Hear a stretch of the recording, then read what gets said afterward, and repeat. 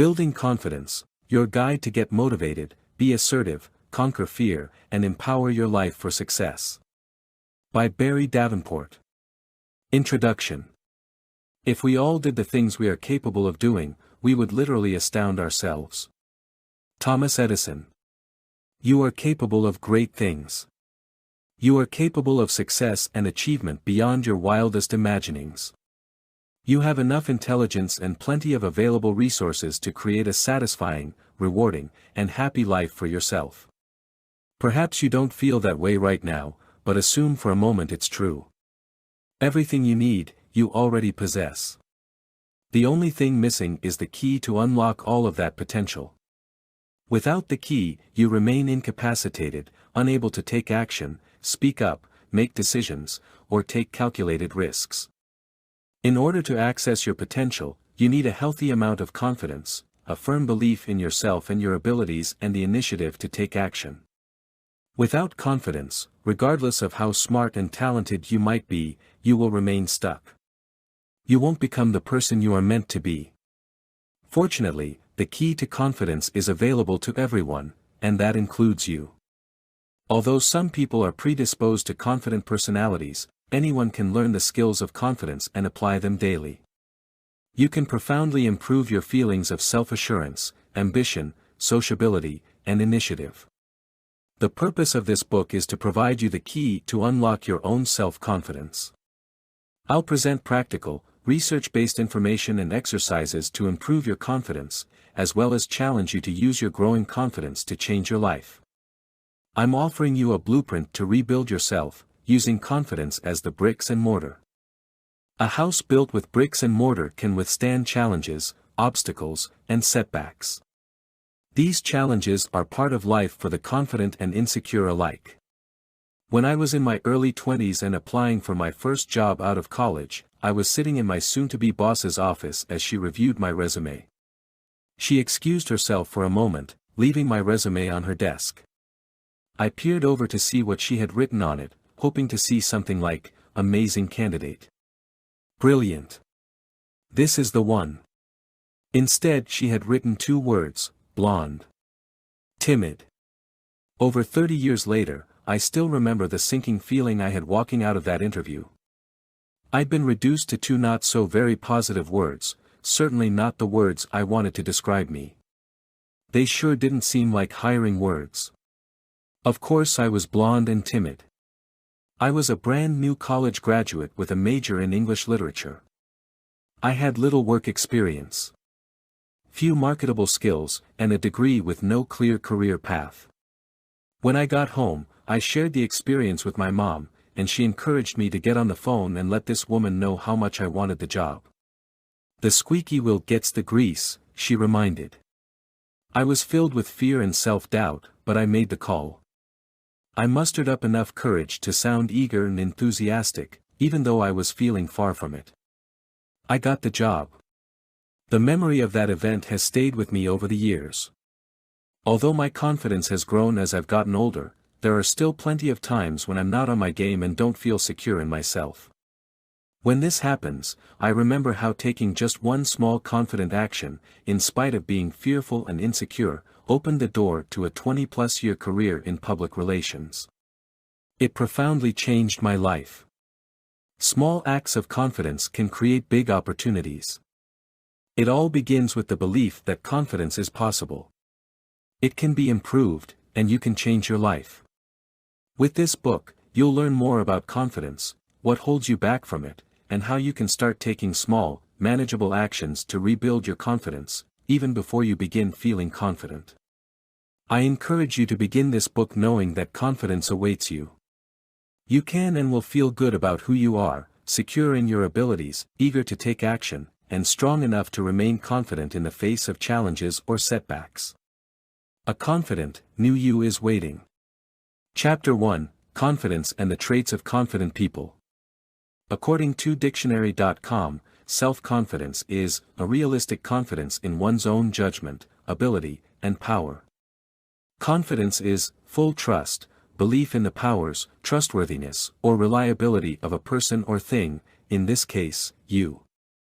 Having self-confidence means you feel comfortable with Even happy with your ability to successfully navigate through life and move past life's problems or your own failures with the belief you are still capable and worthy.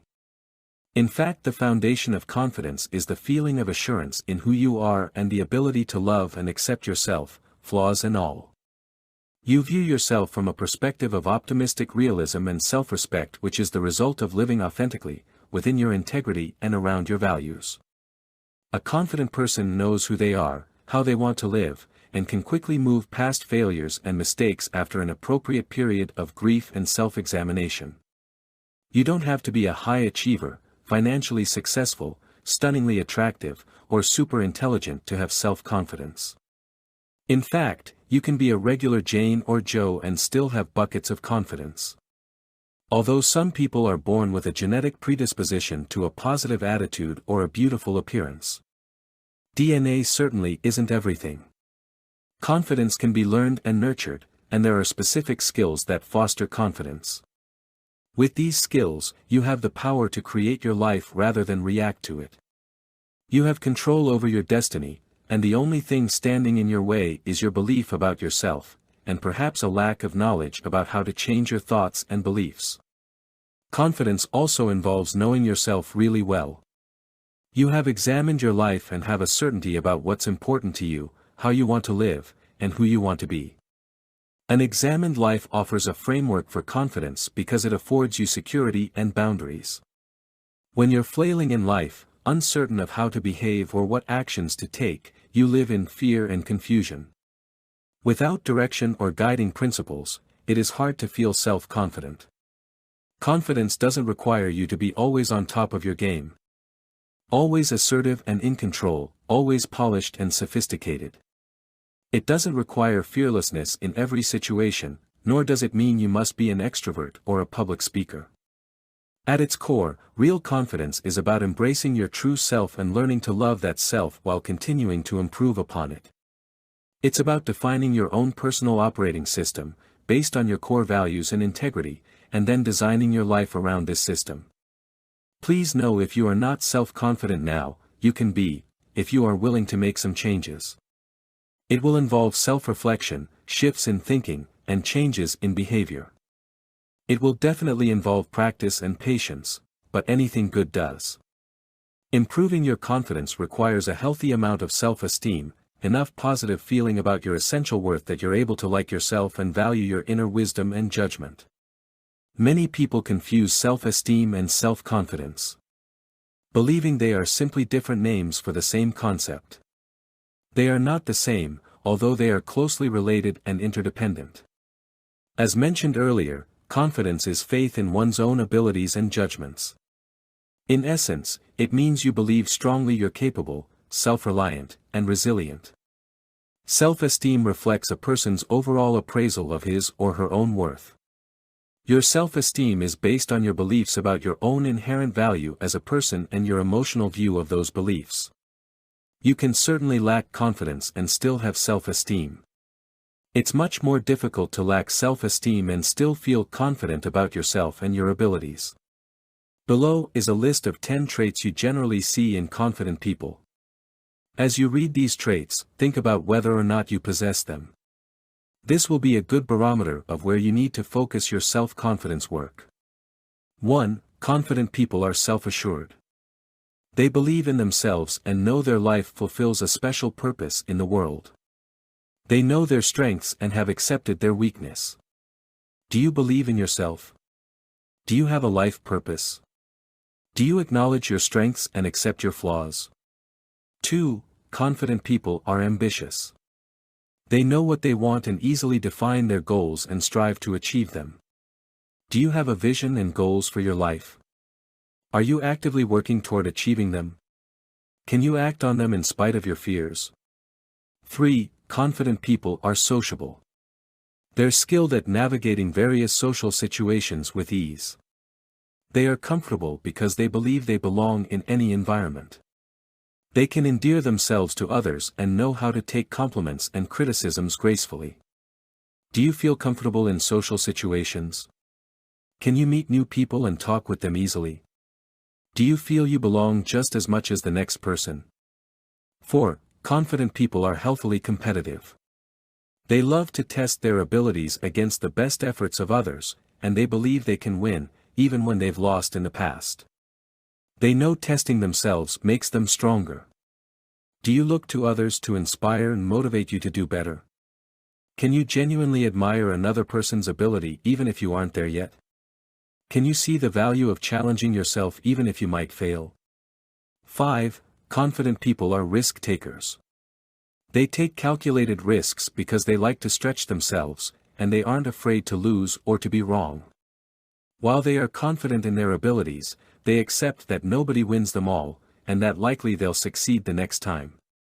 Are you willing to take reasonable risks in order to learn or improve? Can you accept the possibility of failure without feeling devastated? Can you see the value of failure for growth and learning? 6. Confident people are hardworking. They know the best path to achieving their goals is through hard effort, no matter how exhaustive or arduous. They recognize success isn't always easy. Do you have the emotional energy to put toward working hard? Do you feel that your efforts will have a good outcome? Do you feel enthusiastic or energized by tackling a project or problem? 7. Confident people are determined. They never give up on their goals, even when it seems difficult or impossible. They know that it is better to try and fail and then try again, rather than to give up altogether. Do you believe that you may need to attempt a goal many times before you succeed? Do you allow obstacles or problems to deter you from your goal? Do you have the energy and faith in your abilities to test different avenues and options? 8. Confident people are accepting. They take others as they come, no matter their flaws or shortcomings. Confident people recognize their own shortcomings and realize that the path forward is not about keeping other people down, but through lifting them up and accepting them. Can you easily accept people as they are, even those close to you? Do you try to find the faults in others to make yourself feel better? Do you need to associate only with those who make you look better? 9. Confident people are shrewd. Often awareness and cleverness breed confidence.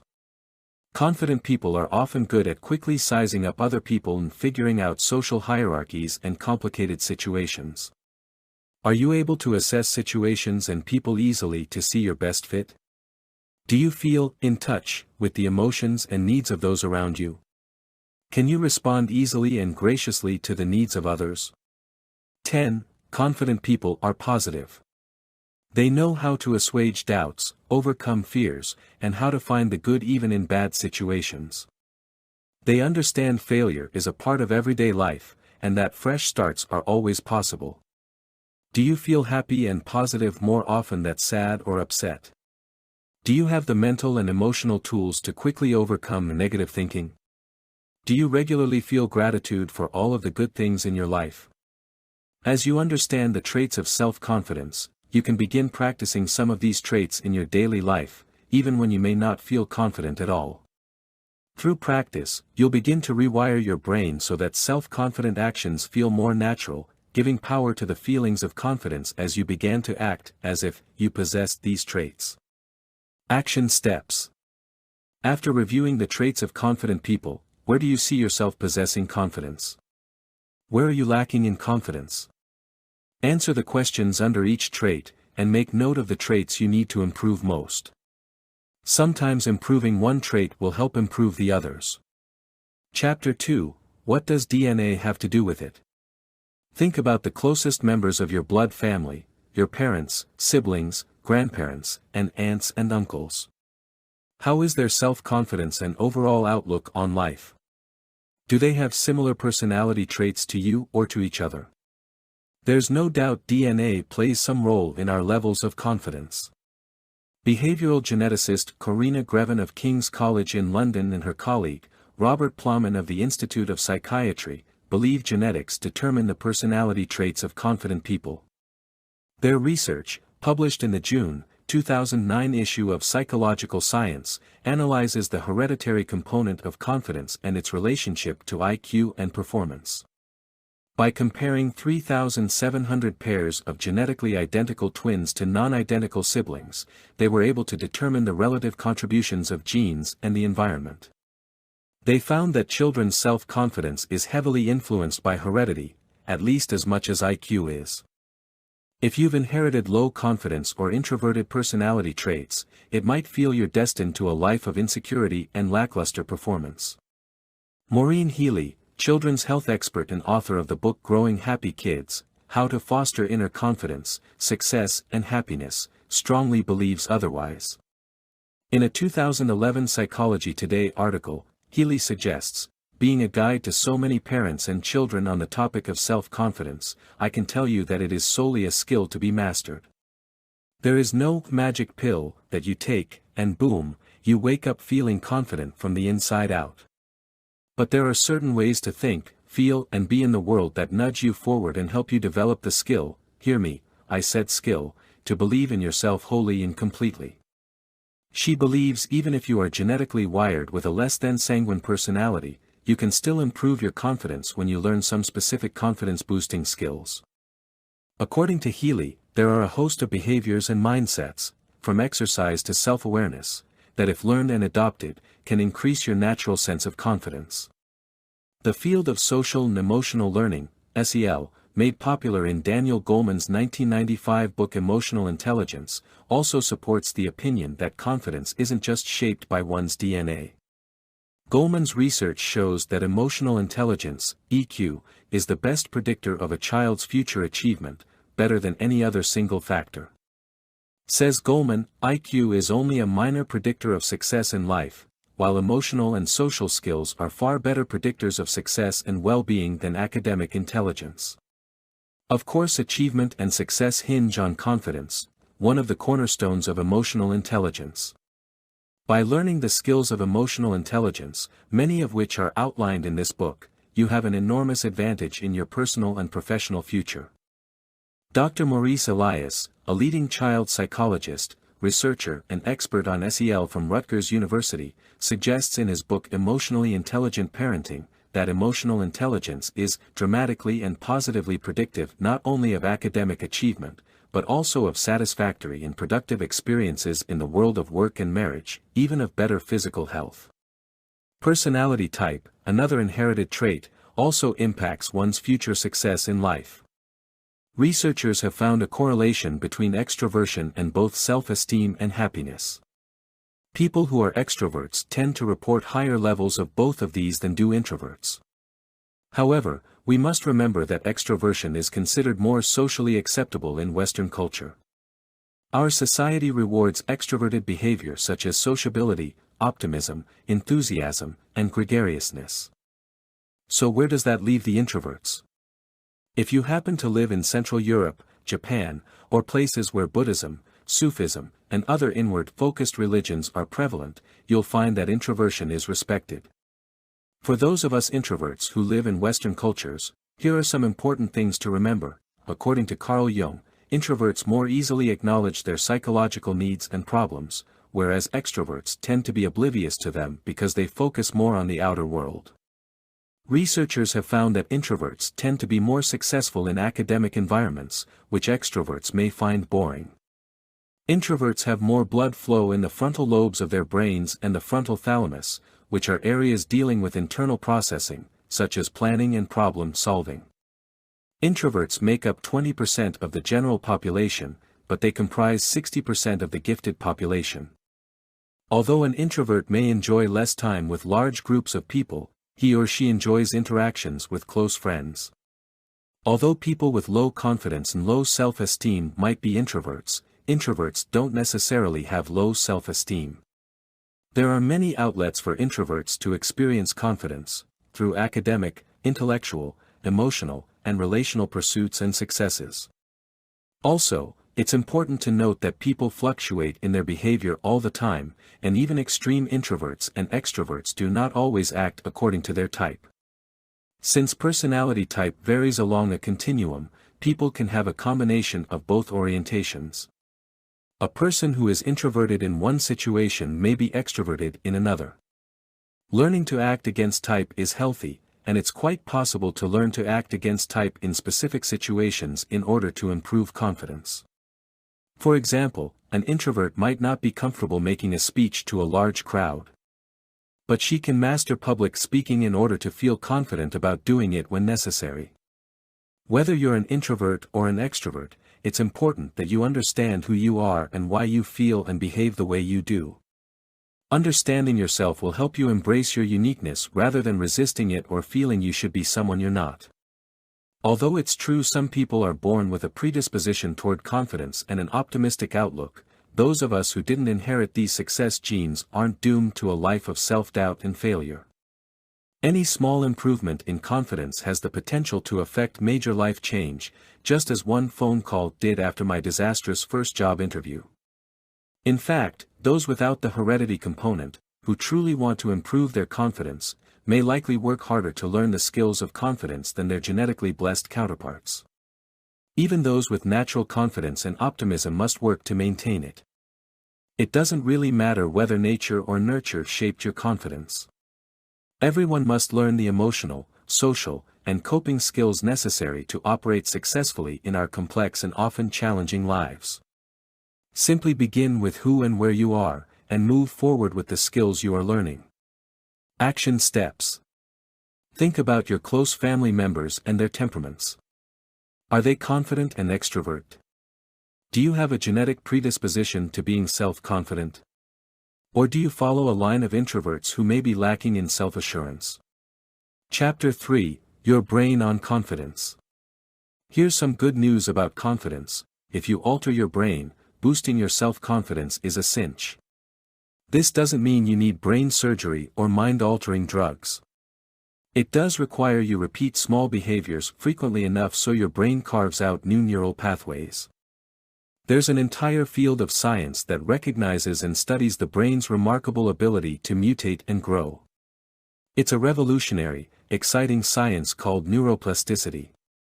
Neuroplasticity means our thoughts can change the structure and function of our brains. The idea was first introduced by William James in 1890, but it was soundly rejected by scientists who uniformly believe the brain is rigidly mapped out, with certain parts of the brain controlling certain functions. If a part of the brain is dead or damaged, the function is altered or lost. It appears William James knew what he was talking about. Scientists have since proven the brain is endlessly adaptable and dynamic. It has the power to change its own structure, even for those with the severe neurological afflictions. People with problems like strokes, cerebral palsy, and mental illness can train other areas of their brains through repetitive mental and physical activities. Neuroplasticity is one of the most extraordinary discoveries of the 20th century, according to psychiatrist Norman Doidge, MD, author of The Brain That Changes Itself. Neuroscience demonstrates the brain is constantly forming new neural pathways, removing old ones, and altering the strength of existing connections. This means the brain is able to adjust and adapt physically at any age to compensate for an injury or illness and to adapt to new behaviors, situations, or changes in the environment. The brain is not fixed, but rather, it's like clay, a malleable structure that molds itself in response to information and experience. One of the most significant findings has been the discovery that our brain doesn't stop growing when our body does. It has the ability to adapt and change right up to the end of our life. Just because we have well-established ways of processing information and responding to our environment, we're still capable of developing new and more constructive ways in the future. So what does this have to do with you and your confidence? It means by practicing repetitive confident behaviors, you can rewire your brain to create new neural pathways to cement real feelings of confidence. Every time you repeat a confident behavior, you're giving your brain a cue to recognize this behavior as automatic and real. Your brain will adapt to your behavior, and your feelings of confidence will follow suit. If you add positive thinking and visualization to the repetitive behaviors, you're supercharging your brain's response to change. Jeffrey Schwartz, author of The Mind and the Brain, Neuroplasticity and the Power of Mental Force, made an extraordinary discovery while using the therapy he developed for his patients with obsessive-compulsive disorder. By actively focusing their attention away from negative behaviors and toward more positive ones, Schwartz's patients were using their minds to reshape their brains. They were effecting significant and lasting changes in their own neural pathways, using thoughts to change the structure of their brains. World-class athletes use visualization regularly to enhance performance and optimize the possibilities for success. But these techniques don't have to be limited to the psychologist's office, science lab, or the world of sports. They can be used by all of us in our efforts to change our thoughts and behaviors and ultimately create more satisfying lives. Imagine this: every time you take a confident action or visualize yourself confidently succeeding, your brain is being rewired. New connections are forming and old ones are losing their potency. With your brain's remarkable ability to change, every day and every moment you have the capacity to reinvent yourself. By consciously choosing your actions and reinforcing them with repetition, positive thinking, and visualization, you have the power to act and envision yourself to a confident new you. Here are some actions you can take in your daily life to support your self-confidence work. 1. Determine an area where you need to improve your confidence. Perhaps it's speaking up in groups or feeling better about your appearance. 2. Write down 3 positive affirmations to support this activity. For example, if your activity is speaking out in a meeting or group situation, an affirmation could be, "I calmly and confidently share my ideas in group settings, knowing that what I have to say has value. It is easy and natural for me to share my ideas in a group setting." 3. Whenever you feel resistance or have negative thoughts about your area of low confidence, repeat your affirmations out loud or say them silently to yourself.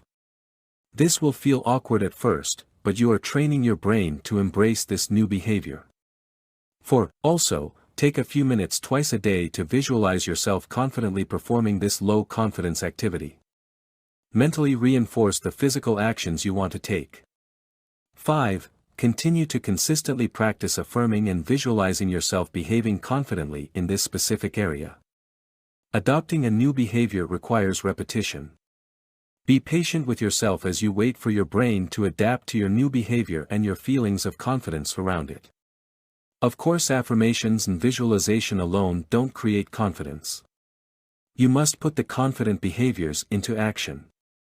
But they do add power to all of the confidence skills you're learning in this book. You can visualize and say affirmations any time of day to add muscle to your confidence. Understanding the way the brain works, how it is adaptable and dynamic, can give you faith to know with repetition, practice, and visualization, you can recreate yourself into a self-confident person. As you grow in this brain-trained level of self-confidence, you'll have more enthusiasm and motivation to do more and achieve more, which in turn will provide a higher level of self-confidence. Basically, if you think and behave like the person you want to become, even if you have to fake it at first, eventually you will become that person.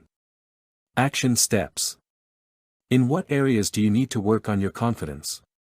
Begin to boost your confidence with some brain training work. Write down the specific problems you have with your confidence in this area. Then write 3 positive affirmations reflecting new confident behaviors. Visualize yourself in detail performing confidently in this area, seeing how easy it is for you and how self-assured you feel. Several times a day, verbally or silently repeat your affirmations and practice the visualization.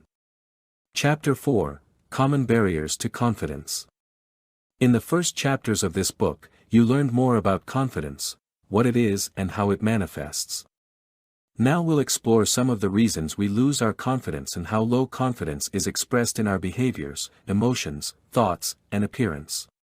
One of the first steps in understanding the source of low confidence is by identifying your confidence barriers, the places that trip you up when it comes to feeling good about your ability to succeed in a particular situation or in general. In order to solve a problem, you must first identify what it is. Although every person's confidence barriers are specific to their personal life experiences and outlook, there are some common barriers that apply to everyone. Here are 5 of them. Fear. The most common barrier to sustained self-confidence is fear. Perhaps you have a fear of failure, a fear of rejection, or you may even have a fear of success. You might fear success because it sets the bar so high and comes with so many expectations and responsibilities. However, the vast majority of your fears are imaginary. The only place these fears exist are in your mind. Take a minute to think about your fears that undermine self-confidence. Are they truly grounded in any reality? Is there any evidence they will come to pass? Are you afraid of something that hasn't even happened or isn't likely to happen? Even if some part of your fear comes to pass, it's rarely as scary or debilitating as you fear it will be. Worry and overthinking. Another barrier to confidence is worry and thought looping. You might constantly think about appearing perfect, about what others think of you, or that you might make a mistake or fail at something. Worry can become circular, habitual thinking reinforced through mindless practice.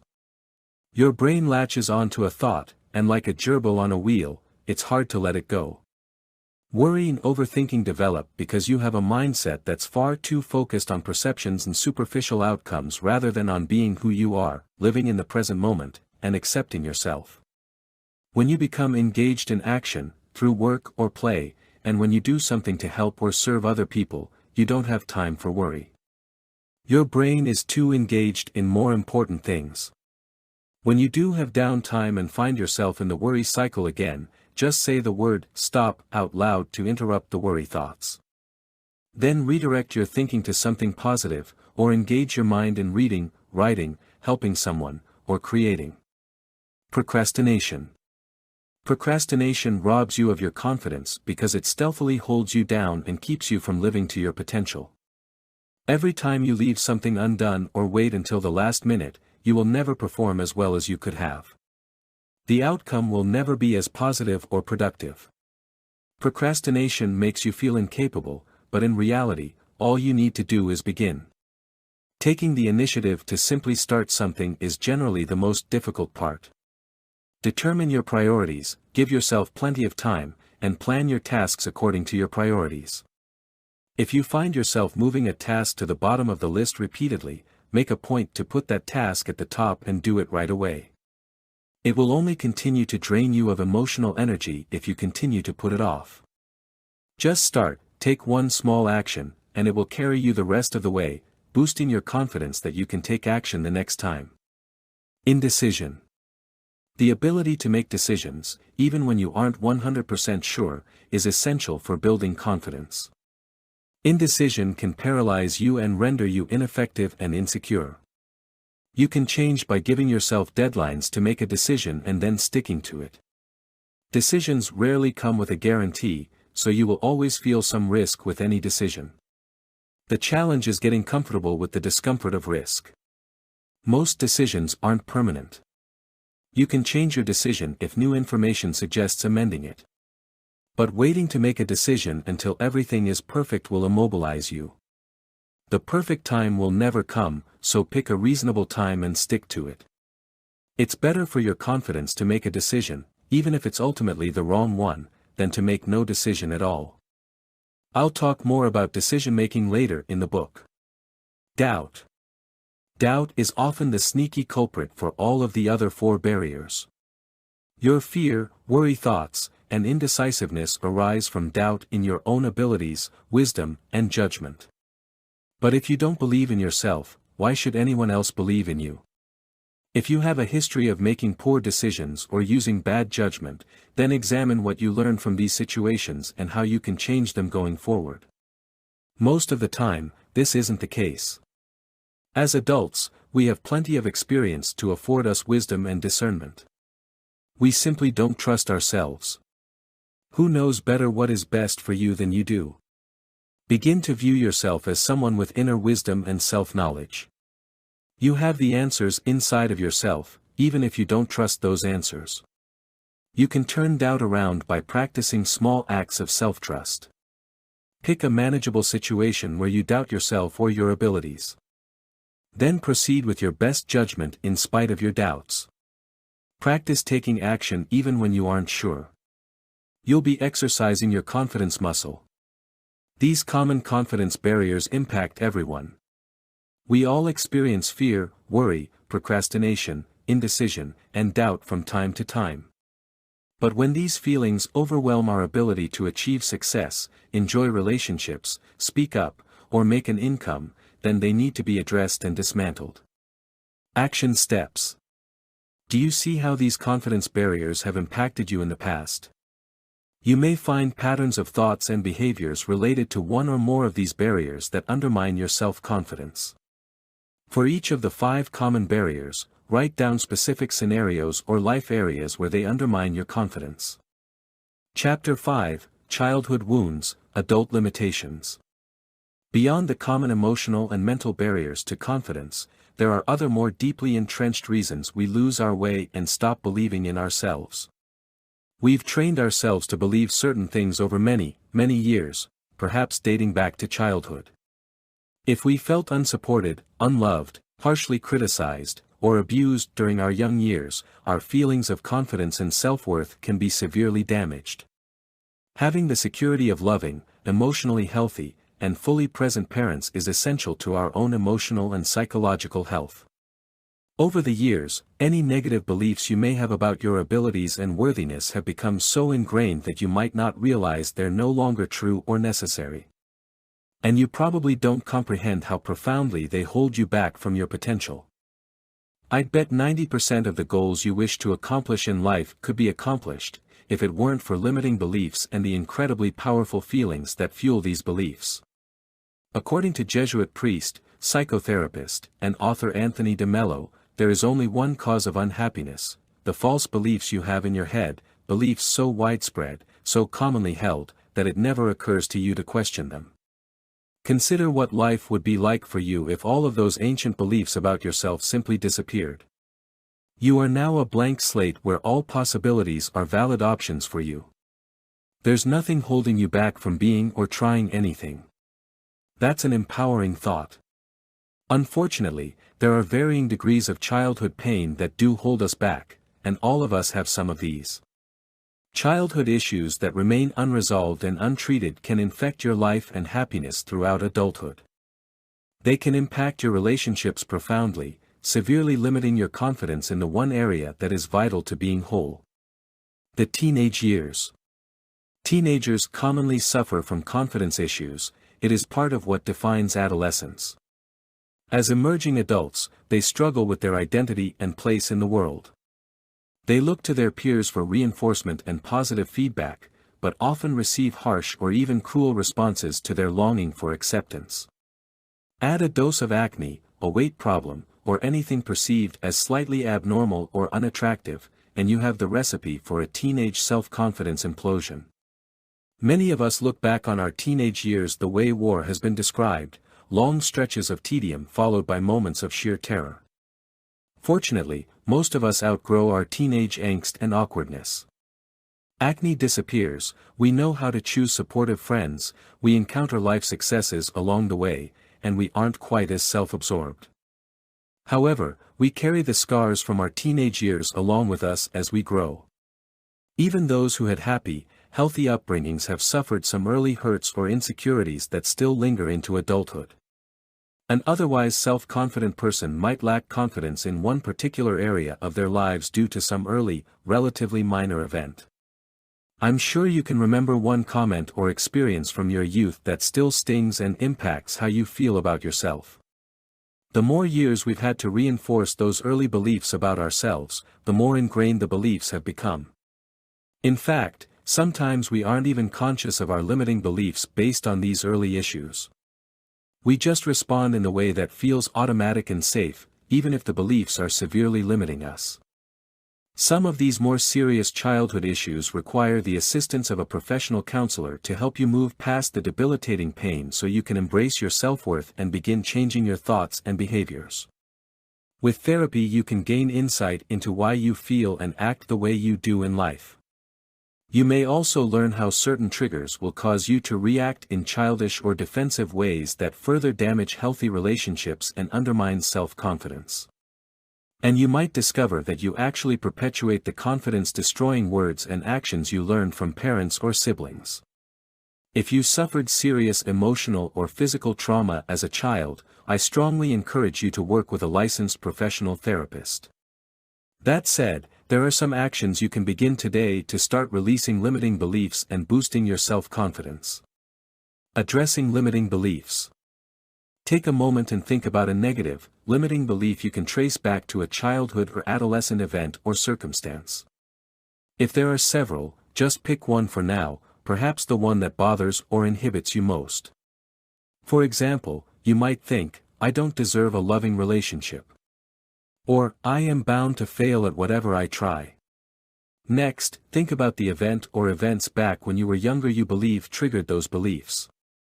Consider how the triggering events that happened years ago are no longer real for you in your current life. For example, you might say your parents no longer berate you, or the children at school no longer tease you. How has reality changed for you since those events? How have you moved past those triggering events? Now think again about your limiting belief triggered by a childhood event or comment. What are some real facts that contradict that belief? For example, if you believe you aren't capable of success. Consider the times you have been successful in recent weeks or years. Lastly, come up with a positive affirmation or statement that is the opposite of your limiting belief, such as, I am capable of succeeding in any endeavor. Here's a summary of what you've just done with this exercise. 1. You have shown how your current reality is different from the childhood issues that triggered your limiting belief. 2. You have undermined the truth of the limiting belief with contradictory evidence. 3. You've created an affirmative statement supporting the opposite of the limiting belief. Now it's your job to put this exercise into practice when you notice a limiting belief arising for you. When you notice yourself thinking about or reacting to your limiting belief, force yourself to stop the thought pattern. You can even wear a rubber band on your wrist, and gently snap it to break the thinking pattern. Or just say, stop, out loud or to yourself. Then replace the old thought with your new affirmation. An affirmation isn't just filler for the negative thoughts you've dropped. As discussed earlier, affirmations are powerful, brain-altering tools to support your confidence efforts. Your past doesn't have to define your future. Most of the thoughts and feelings keeping you tethered to the status quo are simply that, thoughts and feelings. They have little or no substance in reality. Practice challenging your thoughts and create new, affirmative thoughts to replace these outdated limiting beliefs. Action steps.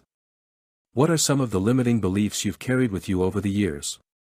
Write down those beliefs and follow the steps listed above to contradict them.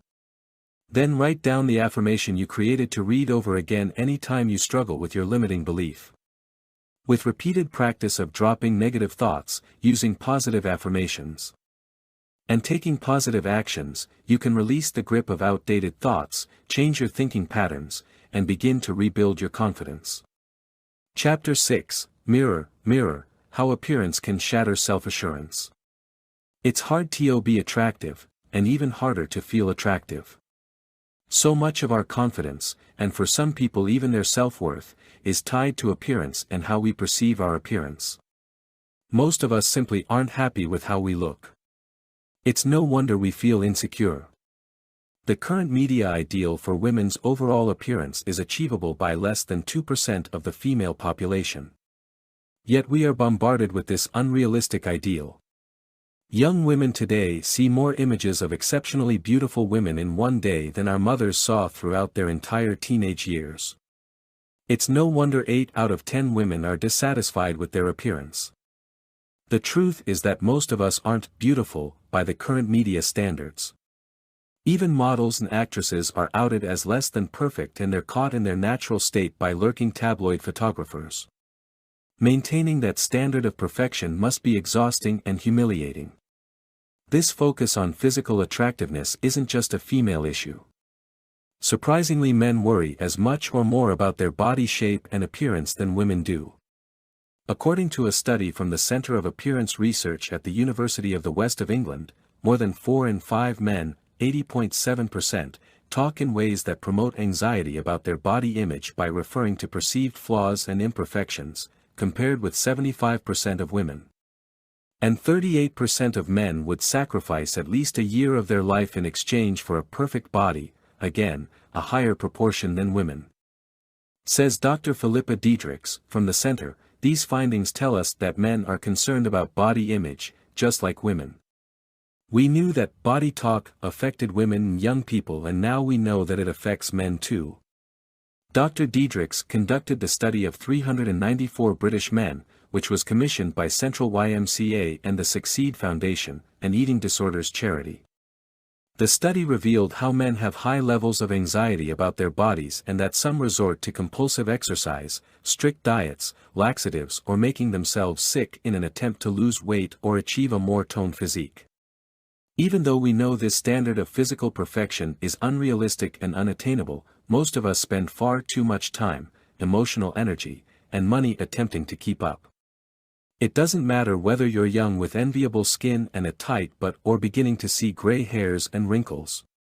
You likely focus more on your perceived flaws than you do on any aspect of your true attractiveness.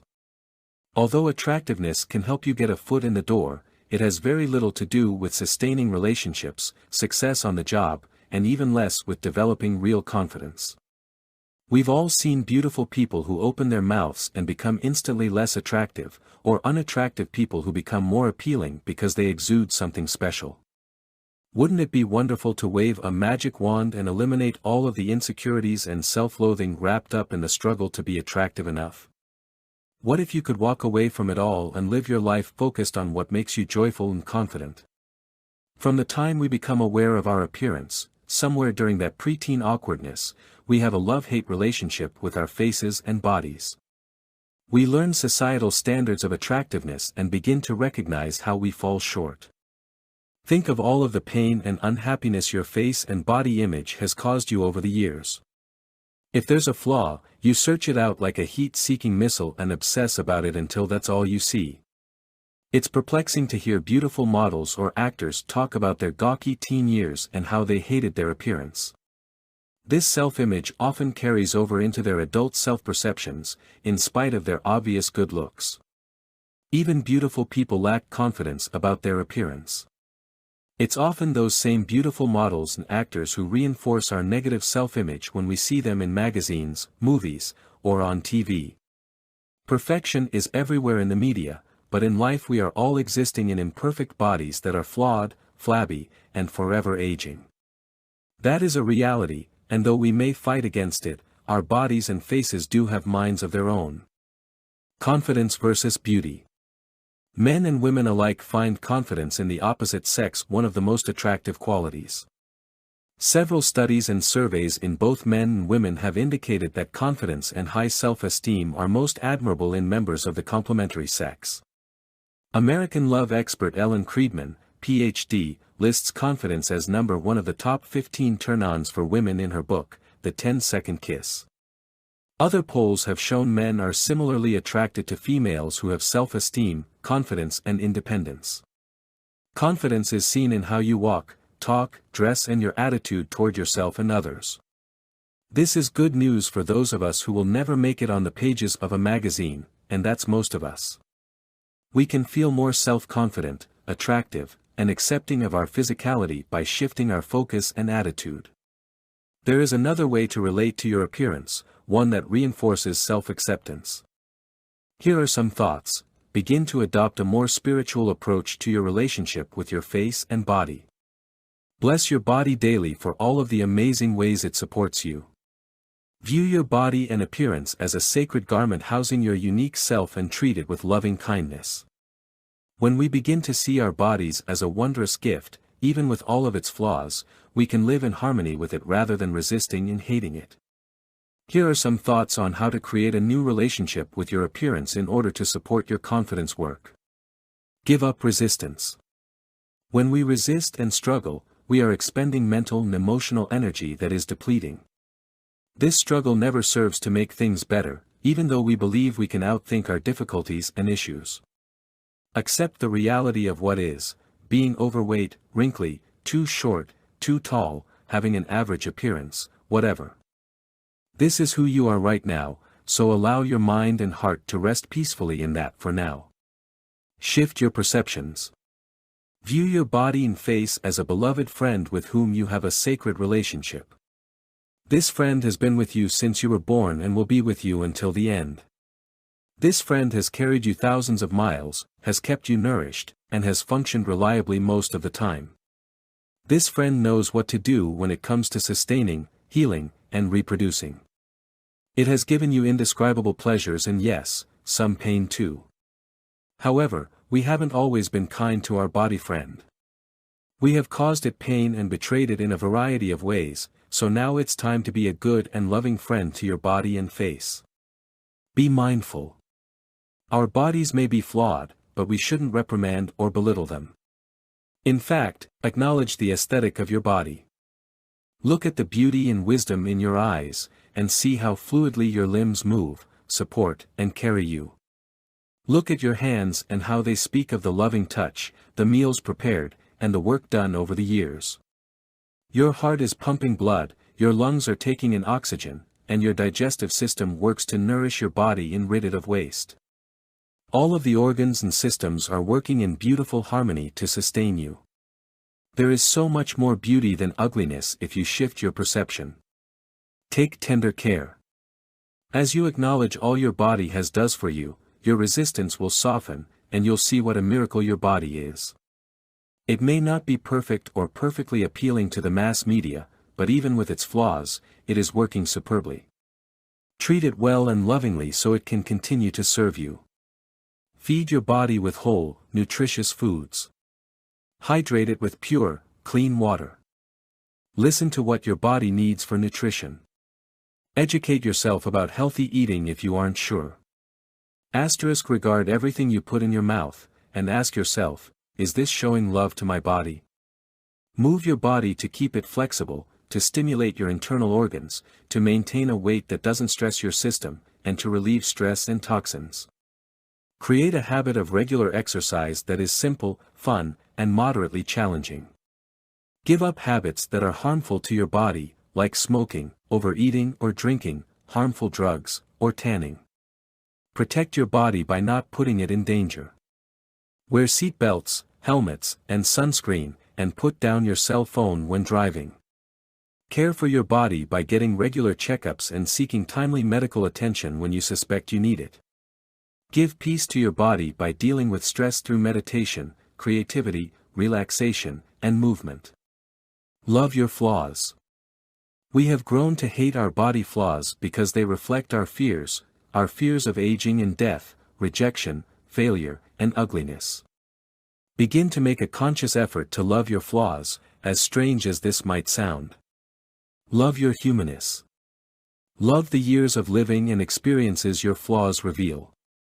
Love the peace that being imperfect offers. Love your connection to a world of flawed people. Love the lack of control you have over some of your flaws.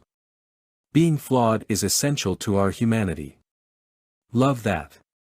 Embrace the sacredness. View your body as the sacred garment of your inner self. When you embrace it in this light, it's difficult to reject and shame it. In fact, you will begin to respect your face and body and love them for all of their glorious beauty and function. Become conscious of your actions and behaviors and how they affect your body. Seen in this new light, your body will transform from the inside out. You will not have to struggle against it, you will work with it and find it responds to your love in a myriad of positive ways, including feeling more relaxed and confident. Action steps. How attractive do you feel relative to other men or women your age? On a scale of 1 to 10, with 10 being extremely attractive and 1 being extremely unattractive, how would you rate yourself? What has impacted you most related to your self-image about your appearance? i.e., your parents' comments, friends' comments, the media, etc. What are your feelings now about these sources of influence? Do they still hold impact for you? How are their messages untrue? What do you think are your best physical qualities? What parts of your inner self do you feel are most attractive or beautiful? How can you be kinder to yourself related to your appearance? What positive thoughts can you substitute for your negative thoughts about your appearance? Chapter 7, People-Pleasing and Perfectionism. What do our culture, the mass media, and those close to you tell you about who you should be and how you should live? What pressure do you feel to make other people happy and to live up to their expectations? Wafting around us all the time are subtle and not so subtle messages reminding us of what it takes to measure up and fit in. Measuring up boils down to a very basic human need, to be loved and accepted. We strive to fit in because we don't want to be left out. We all crave love and acceptance, but from a young age, we're trained to believe it hinges on the approval of other people. If we obey our parents and are good boys and girls, we win their hugs, kind words, and praise. If we perform well in school, we're rewarded with the teacher's accolades and the respect of fellow students. If we dress the right way and look attractive, we're rewarded with attention and romance. If we grow up, get the right job, and make a lot of money, we win the respect and envy of our peers and inclusion into best circles. None of these pursuits are wrong. In fact, many of them can provide us with some amount of confidence. But they can become wrong if we put the cart before the horse. These pursuits become debilitating if we're driven to pursue them primarily by the need for approval and acceptance. When we define ourselves and our actions by, I should, rather than, I want, or, I am, we're building a house with no foundation. We set ourselves up to be swayed by the capricious demands and desires of everyone around us. The messages around us. Granted, it's hard not to be impacted by pressures and expectations. The media attempts to brainwash us, not only related to appearance, but in all areas of our lives. To be worthy and lovable, we must be young and attractive, live in a spacious and well-decorated home, drive a sexy car, have the perfect mate and kids, and make enough money to afford all of these things. In addition, there are people shouting at us about our political views, what our religious beliefs should be, what kind of food we should eat, how we should raise our children, and how we should spend our free time. Even if we could block out the extraneous noise from society telling us who we should be and what we should do, we often have family and friends offering up their expectations for us. If you were raised in a family where love hinged on towing the line, being compliant, and responding to guilt trips, you may be deeply entrenched in the quicksand of should. There are parents of adult children who still control and manipulate to get what they want, and there are many adult children who facilitate this behavior by responding to it for fear of rejection. The need for constant approval also can result from an overdeveloped fear of failure. This fear often is a response to early experiences of criticism or harsh judgment when you made a mistake as a child. Even if the critical adult is no longer in your life, the anxiety and need to please remain. To cope with this anxiety, we do everything we can to be perfect and ensure everyone is happy. According to transformational psychologist and author J. Early, Ph.D., if you're a people pleaser, you often try to be who others want you to be, to agree with them, to fit in. You may not be consciously aware that you are doing this, but there is a part of your psyche that wants to please others in order to avoid reactions that you are afraid of. Here are some of the behaviors Dr. Early suggests are common to people pleasers. I try to be who someone wants me to be. I am afraid to rock the boat. It is hard for me to know what I want. I avoid speaking my mind. I find it easier to go along with what someone wants or with their opinion. I fantasize about a strong person taking over my life and making it work. It is hard for me to express my feelings when they are different from someone I'm close to. It is difficult for me to say no. I avoid getting angry. It is hard for me to take initiative. I try to be nice rather than expressing how I really feel. I want everyone to get along. Author and coach Steve Chandler reminds in his book Time Warrior, if I've trained myself throughout my life to place my highest survival value on being non-threatening, accommodating, not making waves, not standing out, being like everyone else, then that becomes the belief system I take into adulthood. How could it not be? He suggests that sadly, most people stay stuck in a version of childhood forever. So how do we become self-confident grown-ups? How do we change our belief system and step out of the cycle of perfectionism, expectations and shoulds? The way forward. The very first step is getting to know yourself again, or maybe for the first time. Start by looking at every single area of your life and asking, is this really me? Is this who I am, what I want to be doing, how I want to live? If you have spent years morphing into a person defined by others, then the real you may be hidden and unknown. It's your job to find and define that person, if you're going to find true and sustainable self-confidence. In doing so, you must accept there will be some discomfort. Reclaiming your true self might mean you offend some people, make someone angry or frustrated, or go against expectations. This is extremely disconcerting for a people-pleaser who lacks confidence and is addicted to approval.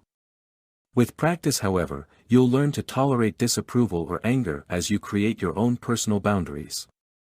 In fact, as you develop in confidence, you'll become more and more immune to the bad behavior of those who previously sought to control or manipulate you. You'll relax and feel less driven to be perfect and perfectly accommodating. As Dr. Early encourages, experiment with asserting your autonomy. Work on knowing what you think, feel, and want, even when it is different from other people. He suggests you practice the following behaviors. Set limits when you need to. Express your desires or opinions. Stand your ground when others disagree or push their perspective. Recognize that other people may not always like what you say or do, and take the risk to do it anyway. As you practice being autonomous, your inner people-pleaser may fear you are being unpleasant or unnecessarily aggressive because you aren't accustomed to standing your ground. Reassure the people-pleaser that you're simply taking care of yourself, and it's essential and healthy to do so. Making decisions, choices, and actions based on winning love and approval is a throwback to childish needs and insecurities, when mom and dad held all the cards and power. Now you're an adult, and you can make choices to please yourself, even if it means offending someone else. You can certainly make the decision to please or accommodate, but this choice should be made from a place of power and love, not insecure need. Authentic love and approval begins with approving of yourself and embracing what is true for you.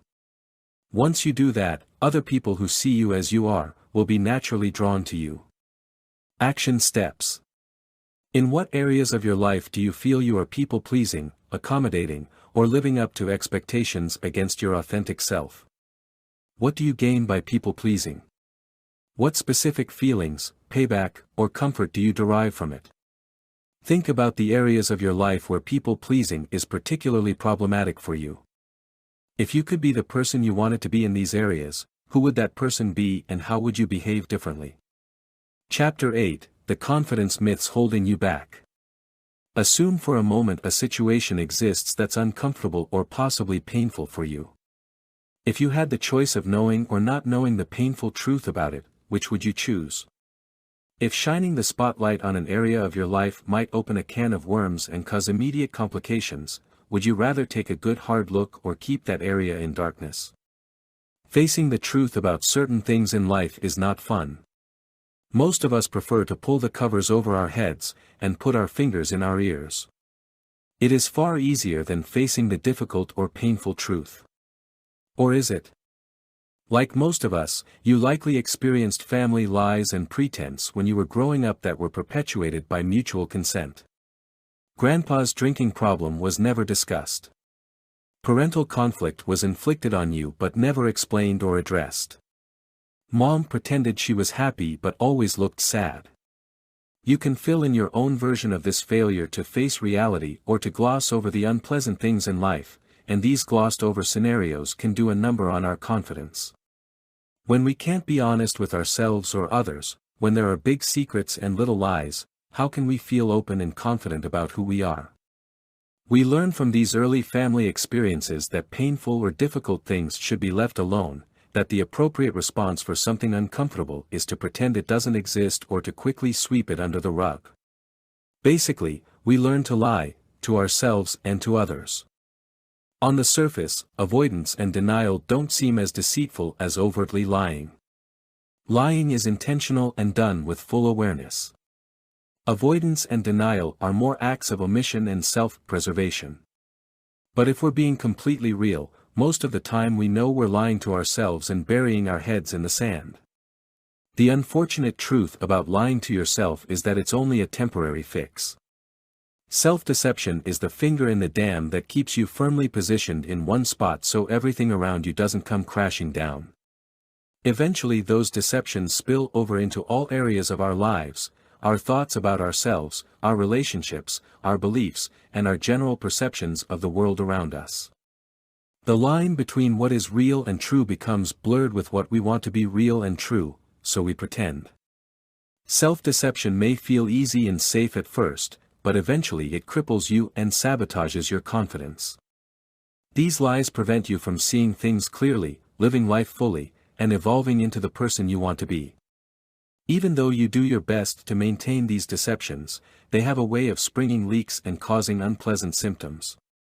Self-deception can cause anxiety, depression, low self-esteem, low motivation, lack of focus, poor relationships, job difficulties, overspending, physical ailments. There are some core myths we tell ourselves that perpetuate self-deception and have a huge negative impact on our confidence. These are the lies that touch virtually every aspect of our being and create a cascade of smaller deceptions that serve the larger master. Here are 10 common myths that will sabotage your self-confidence. 1. I'm not good enough. This is a story we've all told ourselves and others at some point in life, and it boils down to feeling unlovable. We may have valid reasons for feeling this way on occasion, and some people have had tragic life events that reinforce this feeling. The problem arises when you start to really believe it, and you bolster the myth with words and actions. The truth, no matter what you've done, what you've experienced, or how you might feel, you are good enough. You are lovable. There is no universal measuring stick for good enough. The only requirement for lovability is to be yourself and accept yourself, and fortunately the right people will be attracted to your authenticity. Stop using negative words or thoughts about yourself. Replace those with all of the reasons you are lovable and worthy.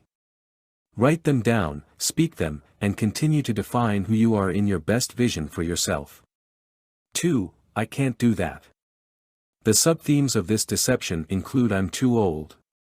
It's too late, I'm not smart enough, and it won't work. Our fallback story when presented with an opportunity or challenge is, I can't do that. Maybe you can't, but you probably can, and you won't know unless you try. The truth, it may take some creative thinking, some hard work, some sacrifice, but you can, almost always, do it if you choose to. Rather than beginning with a negative assumption, intend that you can do it until proven otherwise. Change your mindset to expect the positive rather than the negative. 3. My beliefs are right. Really? Says who? There is another side to every belief you have, positive or negative beliefs. You may believe yourself to be incapable, but there's plenty of evidence to the contrary, so find it. You may believe you hold the correct point of view, but so does that other guy. Listen to him, and consider his truth. The truth, your beliefs are not 100% true. In fact, some of them may not be true at all. Write down some of the beliefs you have about yourself and about the world around you. Open your mind to contradictions to your belief. Allow yourself to shift your thinking when you are exposed to truth. Accepting a new truth can be painful and scary, but it's far better than living a lie. 4. I know best. This ties in with assumptions about our beliefs. We think we know best how others should think, behave, and respond to us. We want people to change and accommodate our vision of who they should be. We believe our desires would be best for everyone.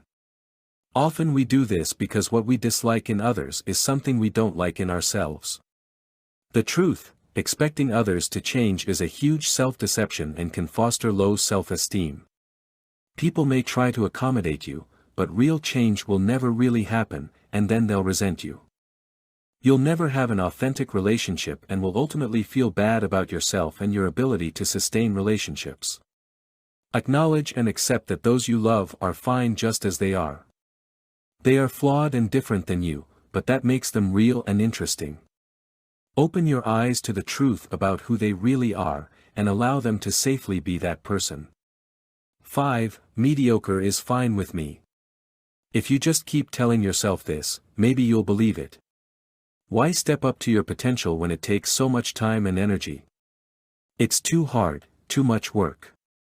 It's fine to stay comfortable just where you are, but what is this doing to your confidence? The truth, mediocre isn't fine. Your higher self will keep nagging at you, making life miserable until you step up to the plate and do something. You know you don't want to settle for a compromised life. What part of your life are you allowing to remain mediocre?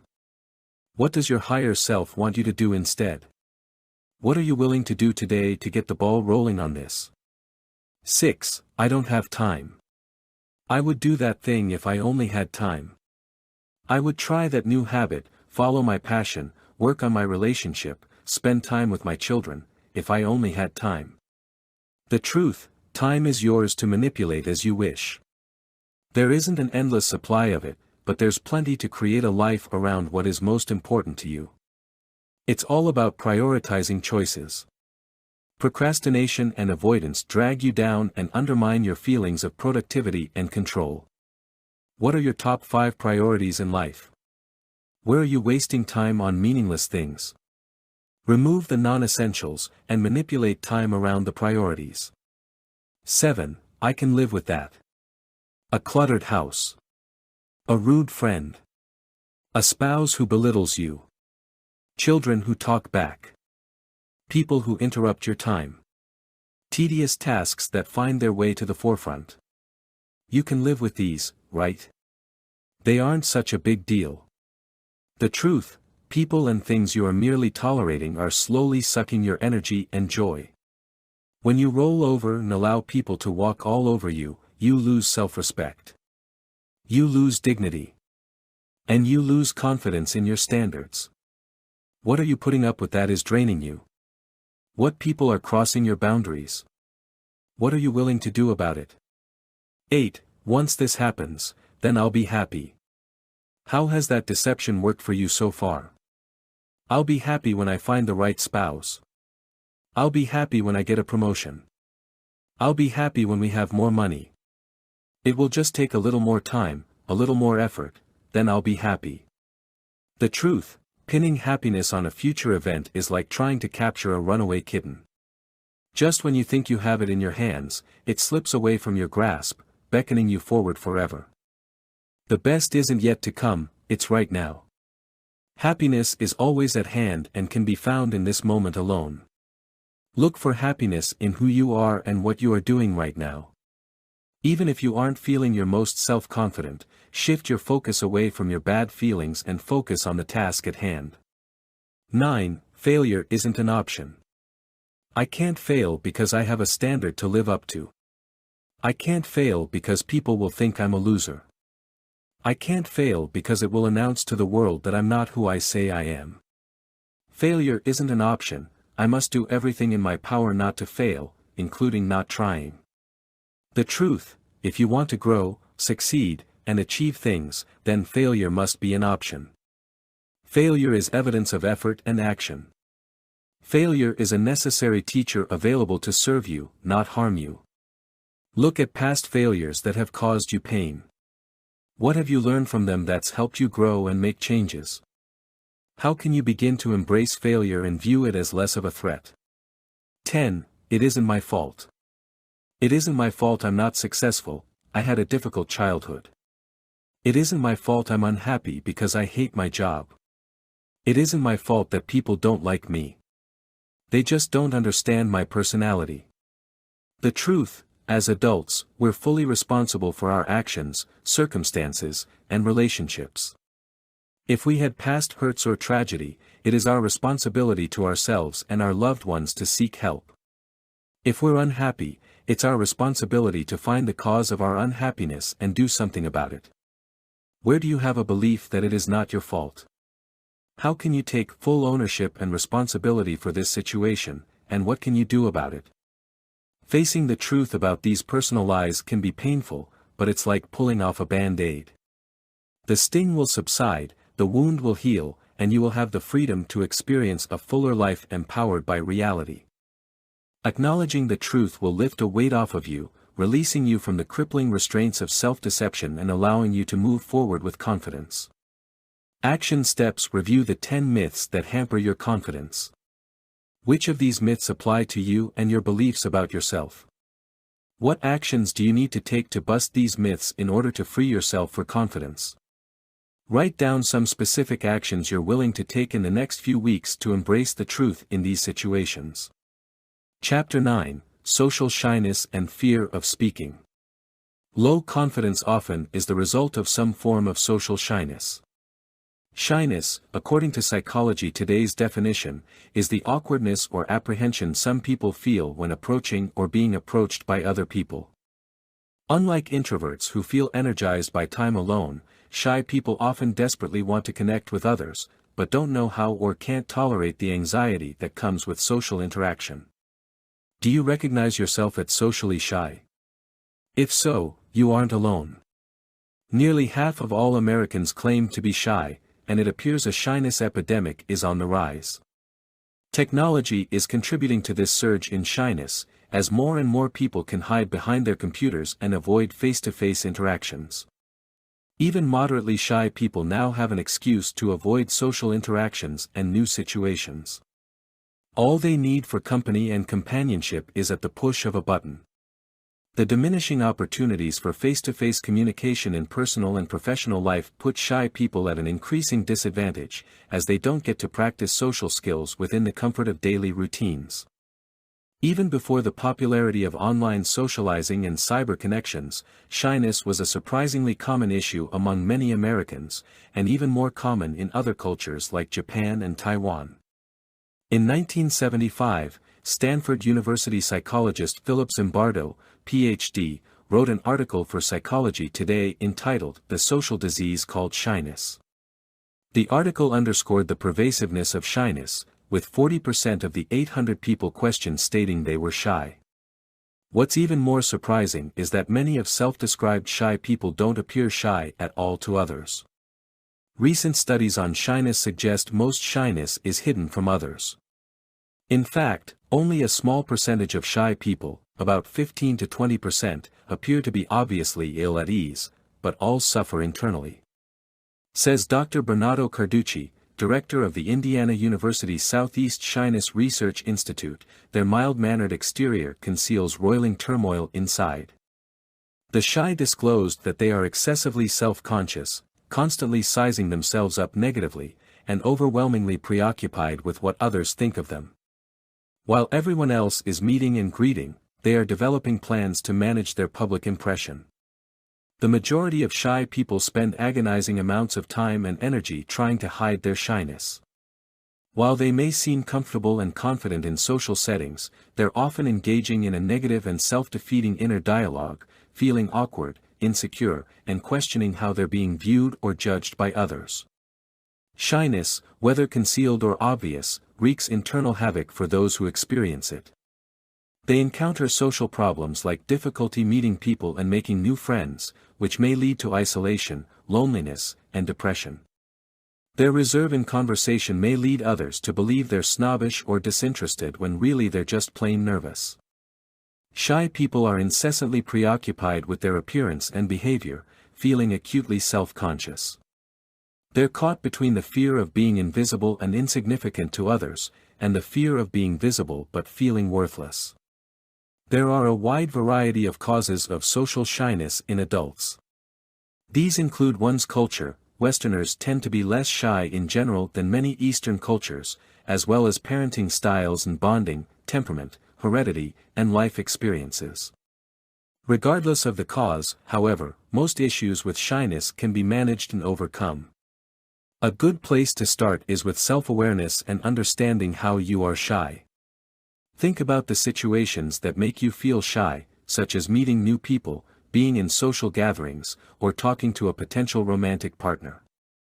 How does your shyness manifest, internally through self-consciousness and anxiety, or in your behavior such as your posture, loss of words, or withdrawal from others?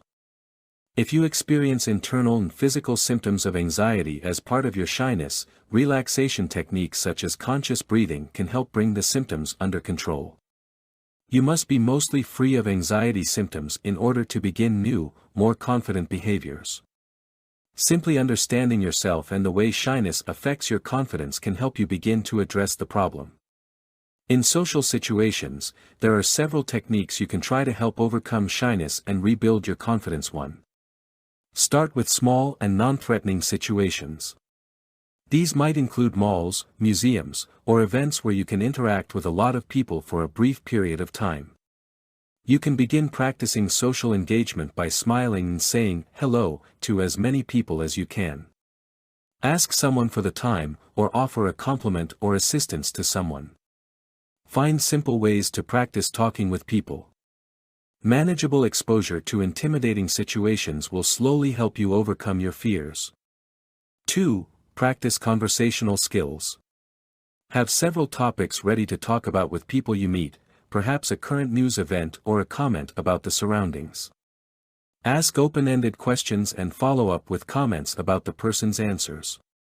You can even practice some of these topics by yourself before you're in the situation.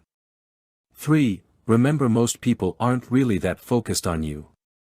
People are far more interested in their own appearance and conversation. They aren't nearly as focused on your social skills or lack thereof as much as you fear. That reality alone should relieve some of your angst and discomfort. 4. Make a point of seeing what you've done well. After a social interaction, rather than latching on to your perceived flaws and flubs, focus on what you did well in the situation, how you overcame a shy moment and felt confident. With practice, you will have more and more successes. 5. Create realistic expectations. 5. Create realistic expectations. Many shy people hold themselves up to impossible standards of perfection when it comes to social situations. When they fall short, they're highly self-critical. You don't have to be the life of the party in order to have a successful interaction with people. Create realistic goals for yourself before you embark on a social situation. 6. Accept that some rejection is normal. Everyone, whether or not they are shy, experiences some form of rejection by others from time to time. Not everyone will like you, and that's okay. Manage your expectations in this regard as well. More often than not, rejection has nothing to do with the person being rejected. Your goal is to make regular attempts to socialize with others and realize some will work out and some won't. Focus on the interactions that work. If you suffer from low self-confidence in social situations and experience a level of shyness preventing you from enjoying being with other people, begin to take small and manageable actions to address the issue. Every small success will lead to incremental improvements in your confidence. Don't hide behind your computer, make excuses for not attending events, or avoid meeting new people. You're only holding yourself back from potential relationships that could bring you joy and expand your horizons.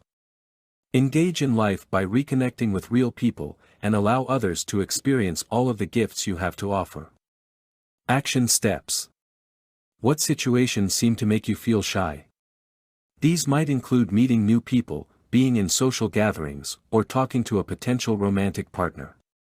What are some small and non-threatening actions you are willing to take to challenge your shyness and stretch yourself? Chapter 10, Creating Your POS.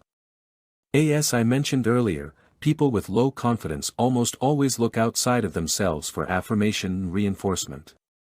They look outside of themselves to find a blueprint for how to conduct their lives, how to think, and how to feel.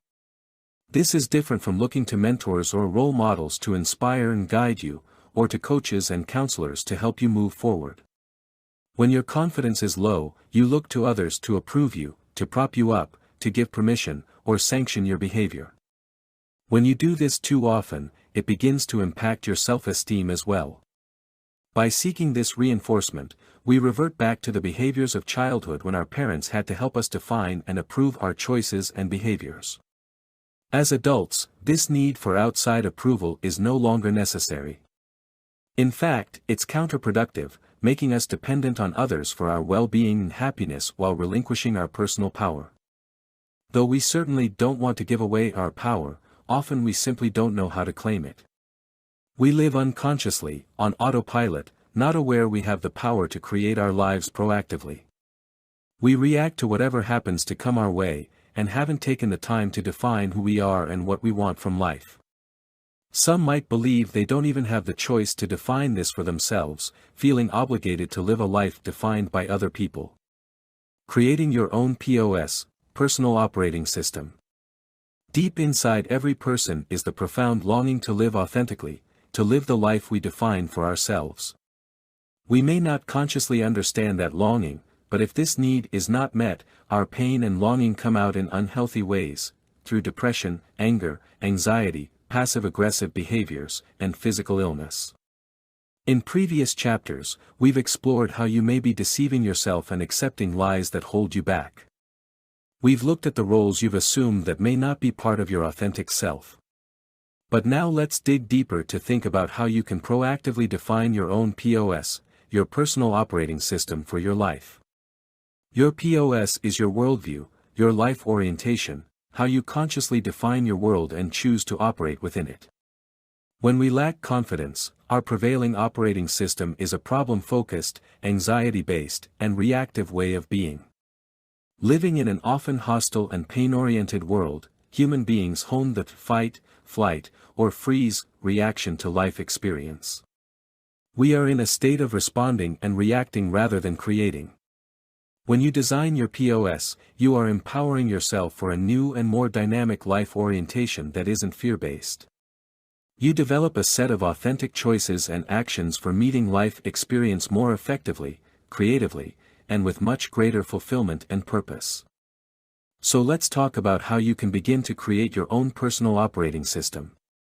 A POS is not something that can be achieved overnight, as it involves redesigning all areas of your life. But simply the knowledge that you can create your own personal operating system is hugely empowering and opens your eyes to how you are living unconsciously or allowing others to define your life for you.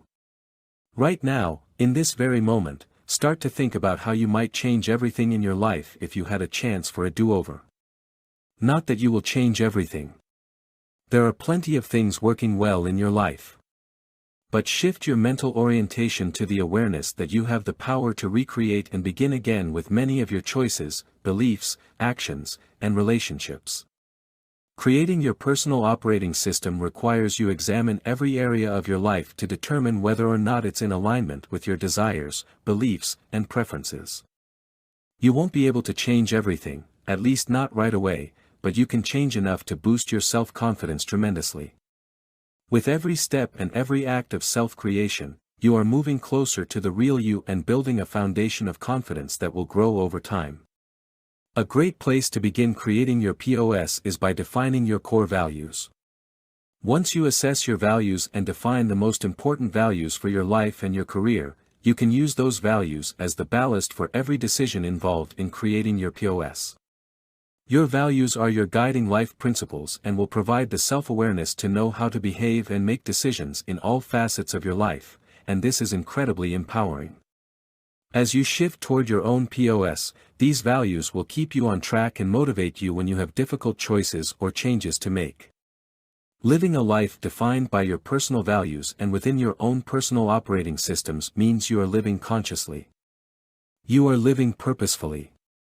The structure of having values and a well-considered POS immediately boosts your confidence, because you've built an authentic foundation for all of your choices and actions. Action steps: clarify the top 5 or 6 core values for your life. Then list the following areas of your life, leaving room to right beneath each: relationship, career, health, learning and skill, integrity, money, parenting, other. Under each area, write down how you are operating outside of your values in this area or simply not living consciously and proactively. Then write the changes you'd like to make, the new operating system in each of these areas. Be sure your new operating system supports your values. Chapter 11: Your Body Speaks Volumes. Defining how you want to live through your personal operating system is a great foundation for boosting confidence. But let's go back to our bodies and brains for a moment. Let's look at how you might be perpetuating low confidence, even with a solid POS, by using the wrong body language. The next time you're in a conversation with someone or at a meeting, pay attention to your body language. What does it say to others about your confidence and abilities? What is it reinforcing inside of you? Our body language is a form of communication that speaks volumes about who we are and how we feel. You've likely encountered people whose mere presence sends a loud and clear message that they're on top of their game, full of confidence and poise. On the other hand, you've seen people who walk into a room and fade into the background. Everything about them screams shy or uncomfortable. Social psychologist Amy Cuddy, in her popular TED presentation on body language, points out the powerful impact this nonverbal language has on the perceptions of those around us, right from the moment we meet them. She reminds, so social scientists have spent a lot of time looking at the effects of our body language, or other people's body language, on judgments. And we make sweeping judgments and inferences from body language. And those judgments can predict really meaningful life outcomes like who we hire or promote, who we ask out on a date. Something as simple as how you hold your arms, where your eyes go, or the tilt of your head can make the difference in success or failure, a yes or a no, a dream fulfilled or never realized. Our body language sends immediate and powerful signals to others before they have a chance to say hello. Alexander Todorov, a psychologist and professor at Princeton, has shown just how powerful body language can be in the world of politics. Through his research, he's proven that quick facial judgments can accurately predict real-world election returns. Todorov's lab tests showed how a brief appraisal of two candidates' faces and their relative competence was enough to predict the winner in about 70% of U.S. Senate and state gubernatorial races in the 2006 elections. It only took about a tenth of a second. We never told our test subjects they were looking at candidates for political office, we only asked them to make a gut reaction response as to which unfamiliar face appeared more competent, said Todorov. The findings suggest that fast, unreflective judgments based on a candidate's face can affect voting decisions. But what does our own body language do to us? If body language has such a profound and instantaneous impact on those who encounter us, imagine the cumulative effect of the messages we send ourselves. If your head is bowed, your eyes averted, your arms crossed defensively, your shoulders slumped, and your feet are shuffling, consider what you're reinforcing in your neural pathways. I am small, insignificant, shy, unworthy, unimportant. That is what your brain is hearing. So what is the body language of confidence? It's expansive. It puffs up. It takes up space. It's literally larger than life. It's about stretching and expanding your body to take up as much space as possible. And most importantly, it can be reverse engineered. You don't have to feel confident to practice confident body language. In fact, practicing confident body language actually improves your feelings of confidence. Again, it's all about the messages you're sending to your brain. If you slump, avoid eye contact, and draw in, you are training your brain to embrace low confidence. However, if you practice confident body language, your feelings will eventually catch up.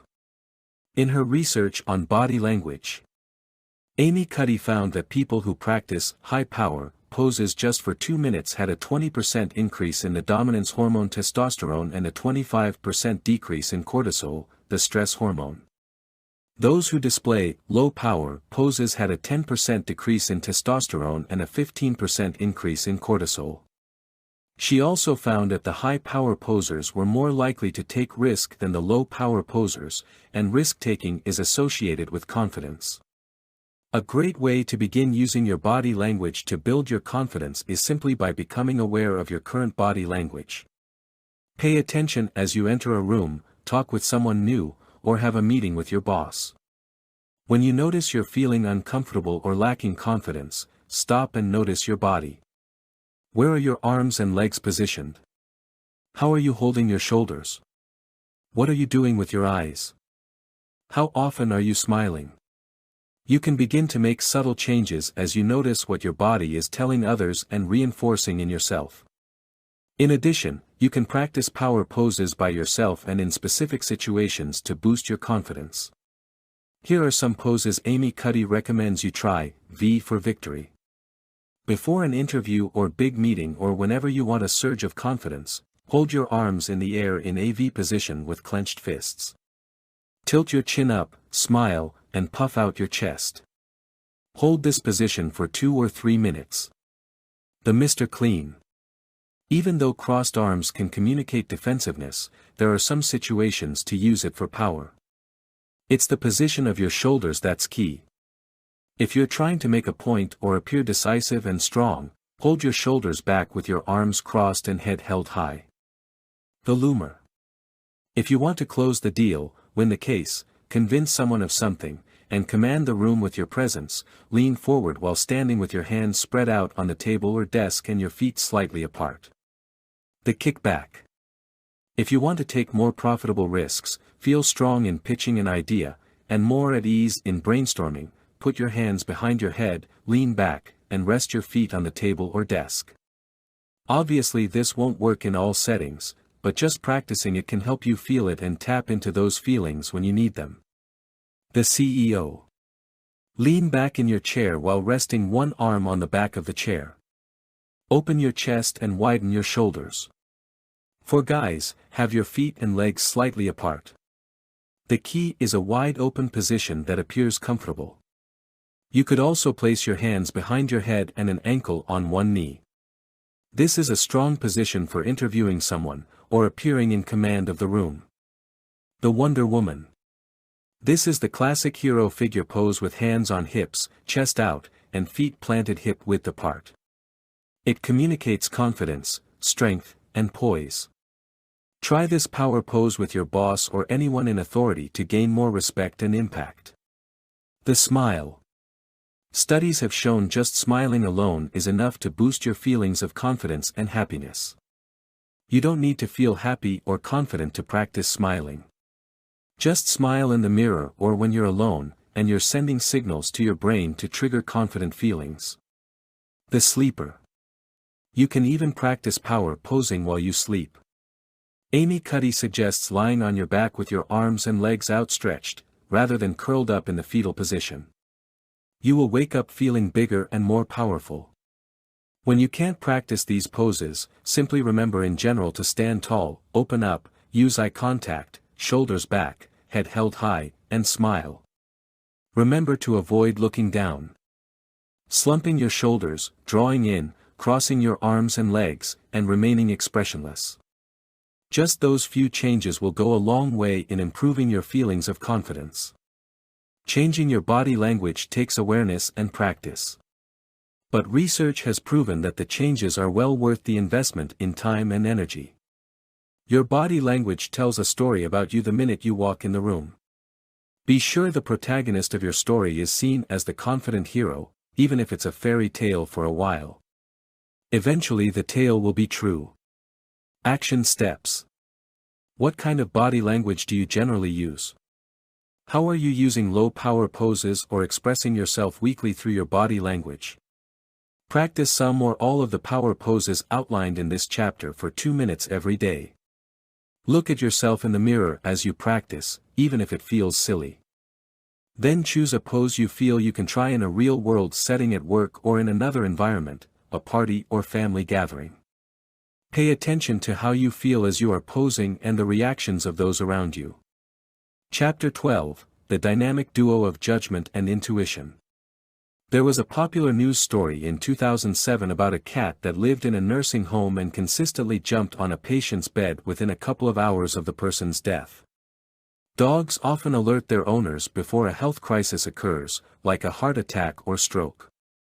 After the 2004 Indian Ocean tsunami, people reported seeing animals fleeing to higher ground minutes before the tsunami arrived. It appears animals have some kind of heightened intuitive sense to subtle changes in the environment and to the people around them. They are tuned into changes in smell and vibratory shifts. It's clear that some animals can sense human emotion and respond to it. So do people have this same intuitive sense? It seems we do. Scientific studies reveal that an area of the human brain called the anterior cingulate cortex actually raises the alarm about danger without ever penetrating the conscious mind. Human pheromones serve as chemical messengers that allow us to subtly communicate with others through our sense of smell. And we've all experienced the power of intuition in making decisions and choices in our lives. When logic, judgment, and intuition are combined, you have a powerful force for confidence. In fact, intuition seems to involve tapping into our logic and judgment, very quickly. Research published in the British Journal of Psychology suggests that intuitive experiences are based on the instantaneous evaluation of internal and external cues. Researchers concluded that intuition involves the brain quickly drawing on past experiences and external cues to make a decision on a non-conscious level. But it occurs so fast we're not aware the intuition actually stemmed from a burst of logical thinking. This quote on psychodynamics, the study of cognitive, subconscious and primal neurological responses to sensory input and experiences, resonates with me as an explanation for our intuition. We tend to experience the higher levels of our intuition when dozens of conscious insights, subconscious memories and senses converge to bring forward a conclusive insight that would normally be beyond the scope of conscious calculation or cognitive explanation. All we have learned, observed, and sensed comes together in a nanosecond the moment we need the information. Everything that makes us who we are can serve us on a very sophisticated and complex level that appears almost extrasensory. In the long run, I don't know if the why of our intuition is really so important. Whether these abilities can be explained by science or not, there's plenty of evidence they exist for all of us to some degree. If you agree with this premise, then I suggest what matters most is how we use these abilities to positively impact our self-confidence. Unlike animals, most humans have an underdeveloped intuition because we don't pay much attention to it. We are so distracted by everything around us that we miss the subtleties of our subconscious or ignore the messages wafting around with our pheromones. We have been trained by a modern, technological society to look outward for answers rather than paying attention to the more refined sources of information inside ourselves. Our intuition has atrophied as a result. If we did pay attention to these sources on a regular basis, I think our lives would be strikingly different. Our world would be different. Our choices and decisions would be more thoroughly informed and grounded.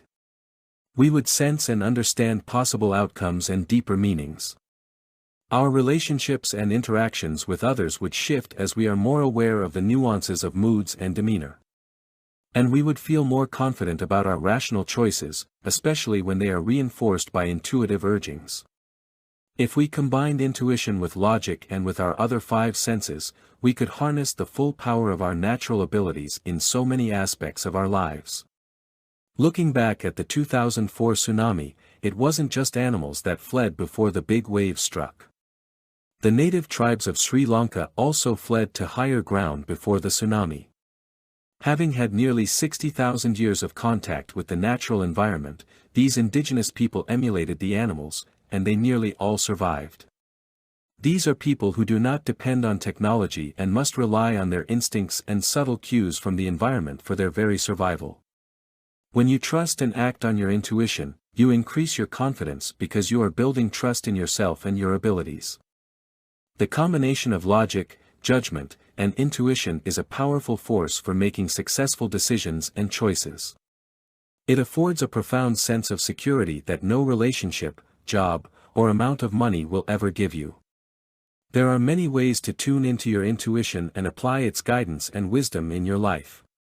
Here are a few. Take time to pay attention. If you don't slow down, you won't be able to focus on your intuition and the subtle messages sent to you by others. Don't cram your life with so much input that you are too busy to stop and acknowledge what your intuition is telling you. Don't ignore the vibes you receive. Have you ever met someone and felt immediately uncomfortable? Have you sensed that someone was staring at you? Have you had a sense of danger before anything bad has happened? Even if you feel foolish or gullible, don't ignore these signals. Take appropriate action, especially if you sense danger. You are receiving messages from your subconscious or being alerted by some very subtle physical changes or sensations. Go within and ask a question. If you are seeking a solution to a problem, trying to make a decision, or if you need a creative idea, go to a quiet place where you cannot be interrupted. Breathe deeply for several minutes and calm your thoughts. Then ask a question of your subconscious mind. Sit quietly and wait for 10 or 15 minutes. If you don't get an answer immediately, keep asking the question, before you go to bed, when you wake up, while you are in the car. The power and patterns of all of your senses, insights, logic, and memories will converge to provide guidance for you. Write down your dreams and interpret them. Your dreams are powerful subconscious dramas playing out while you sleep. They offer insight into your daily problems and life events through archetypal imagery and symbols. Do some research and reading on dream interpretation so that you can reap the full benefit of all of the messages and psychic support your dreams provide. Keep a dream journal and write down your dreams as soon as you remember them. Keep a journal for stream of consciousness ideas. Writing is a very powerful way to tap into your subconscious and to strengthen your intuition. Keep a journal in which you write down thoughts that come to you without your specific focus or intention. I often start writing by first asking, what do I need to know today? You'd be amazed at what comes out on your paper. Don't analyze it while you're writing. Just write even if it seems nonsensical. Close the journal and then wait a day before you read it. As with dreams, this information might make more sense to you if you sit on it a while. Visualize and speak your intentions. Your subconscious mind, intuition and dreams regularly send messages to you. Try sending messages right back. Visualize what you want to accomplish or your end goal. Speak your intentions out loud as though they are already real. Reinforce your desires with your subconscious mind so that it can work for you to actualize what you want. I'm not suggesting some magical attraction. If you plant a subconscious seed, your mind and senses are going to help the seed germinate and bloom. Listen to others with all of your senses.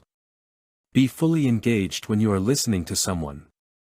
Pay attention not only to the words, but also to expressions, smells, gestures and moods. Read the full person, not just the content of the language. In interpersonal relationships and business interactions, this is a dynamic and useful ability that can give you an edge and make you feel more confident. Some of these nonverbal cues are easy to pick up, but others are subtle and require sensing a person's real message. Pay full attention. Spend time in nature regularly. When you spend time in nature, you are stimulating and rekindling some of the ancient parts of your brain that were necessary for survival. You are tuning back to the natural order and creating a heightened sensitivity to the interrelatedness of all living things. You are refilling your intuitive tank so you have a surplus when you re-enter the modern world. Acknowledging and honing your intuitive abilities provides another layer of information and reinforcement as you work on your confidence. In areas where you might be lacking confidence, remember to tune into your intuition to bring stored information, ideas, and insights to the surface. Combine your intuition with logic and intelligence as you make important decisions. What should you do if intuition and logic are at odds? This scenario can undercut your self-confidence, but it doesn't have to. This is the time to seek reinforcements, phone a friend, talk to a mentor or counselor. And get a second or third opinion. Examine whether it's your lack of confidence causing the confusion or a real disparity between intuition and judgment. If it's a true disparity, seek feedback, do your research, examine your true desires, and then simply make a choice based on the information at hand. Confidence means you are willing to take an occasional leap of faith after using all the tools at your disposal. Action steps. In what areas of your life can you slow down, pay more attention, and listen more carefully, so you can acknowledge what your intuition is telling you? Are you currently seeking the answer to a problem, trying to make a decision, or looking for a creative solution? What questions can you ask your subconscious mind in order to gain clarity? Write the questions down, and then ask them to yourself. Sit quietly for 5 to 10 minutes and listen for an answer. What came up for you? Chapter 13, Raising Your EQ for Confident Relationships. When I am coaching a client, often one of the most profound leaps they make is recognizing the personal power that accompanies adult decisions, outlooks, and behaviors. Sometimes a person is so entrenched in reactive behaviors, old hurts, and learned perceptions they don't realize they are trapped in a stage of childhood that limits their personal growth and hinders their relationships. Much has been written in popular psychology about the concept of embracing one's inner child. In this context, I'm referring to the therapeutic work, usually offered by mental health professionals, to help clients heal the emotional wounds and coping mechanisms that arise from adverse childhood experiences. This inner child work includes helping people face and heal unresolved grief and unmet needs from childhood. Often this grief takes the form of depression, controlling behaviors, anger, intimacy problems, and poor communication skills. Facing and healing these hurts is critical to becoming a fully functioning, healthy adult. Another big step toward becoming whole and healthy is embracing your inner adult. Sometimes we don't evolve into the grown-ups we are supposed to be because we've missed a stage in emotional development, or we simply didn't have appropriate role models or support systems. We don't understand or adopt appropriate adult behaviors and reactions.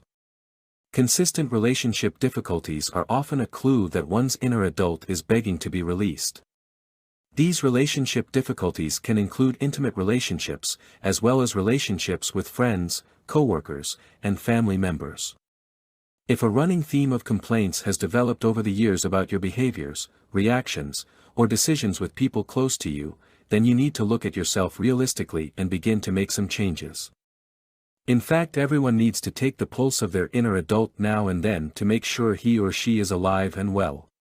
A good way to take this pulse is to understand your emotional intelligence quotient or EQ. Emotional intelligence, as defined by Wikipedia, is the ability to monitor one's own and other people's emotions, to discriminate between different emotions and label them appropriately, and to use emotional information to guide thinking and behavior.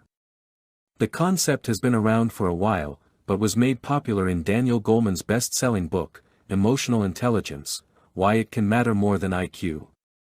A person with a strong EQ regularly works on developing attitudes and behaviors in relation to himself and his environment which lift him past childishness and dependency. A person with a strong EQ is authentic, open, and willing to grow, learn, and accept her own flaws and mistakes. Emotional intelligence is the ability to recognize your emotions. Understand what they're telling you, and realize how your emotions affect people around you. When you seek to understand how others feel, this allows you to manage relationships more effectively and empathetically.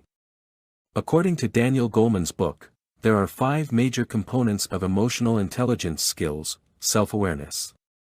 People with high emotional intelligence are very self-aware. They've examined and understand their emotions, and don't let their feelings rule them. They understand the impact of their emotions on other people. They're also willing to take an honest look at themselves. They know their strengths and weaknesses and work on these areas so they can perform better. Many people believe that self-awareness is the most important part of emotional intelligence. Self-regulation.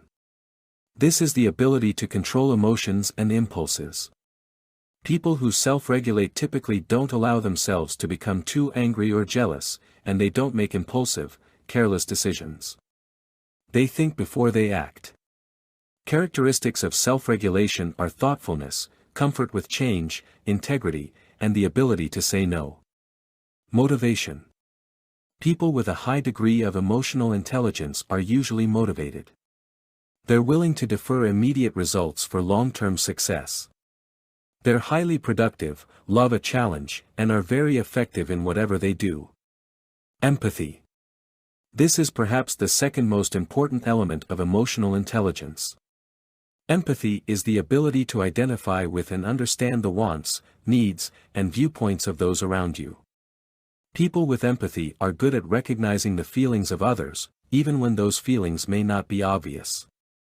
As a result, empathetic people are usually excellent at managing relationships, listening, and relating to others. They avoid stereotyping and judging too quickly, and they live their lives in a very open, honest way. Social skills.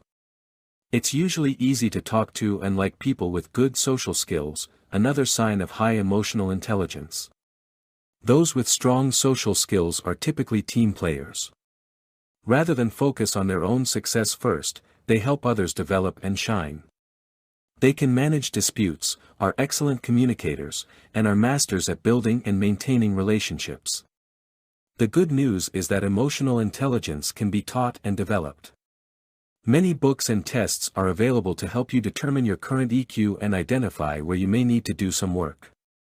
You can also use these tips. 1. Observe how you react to people. Do you rush to judgment before you know all of the facts? Do you stereotype? Look honestly at how you think and interact with other people.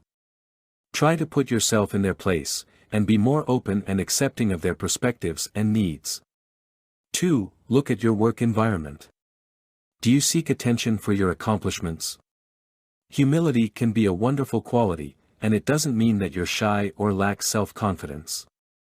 When you practice humility, you can be quietly confident about your successes.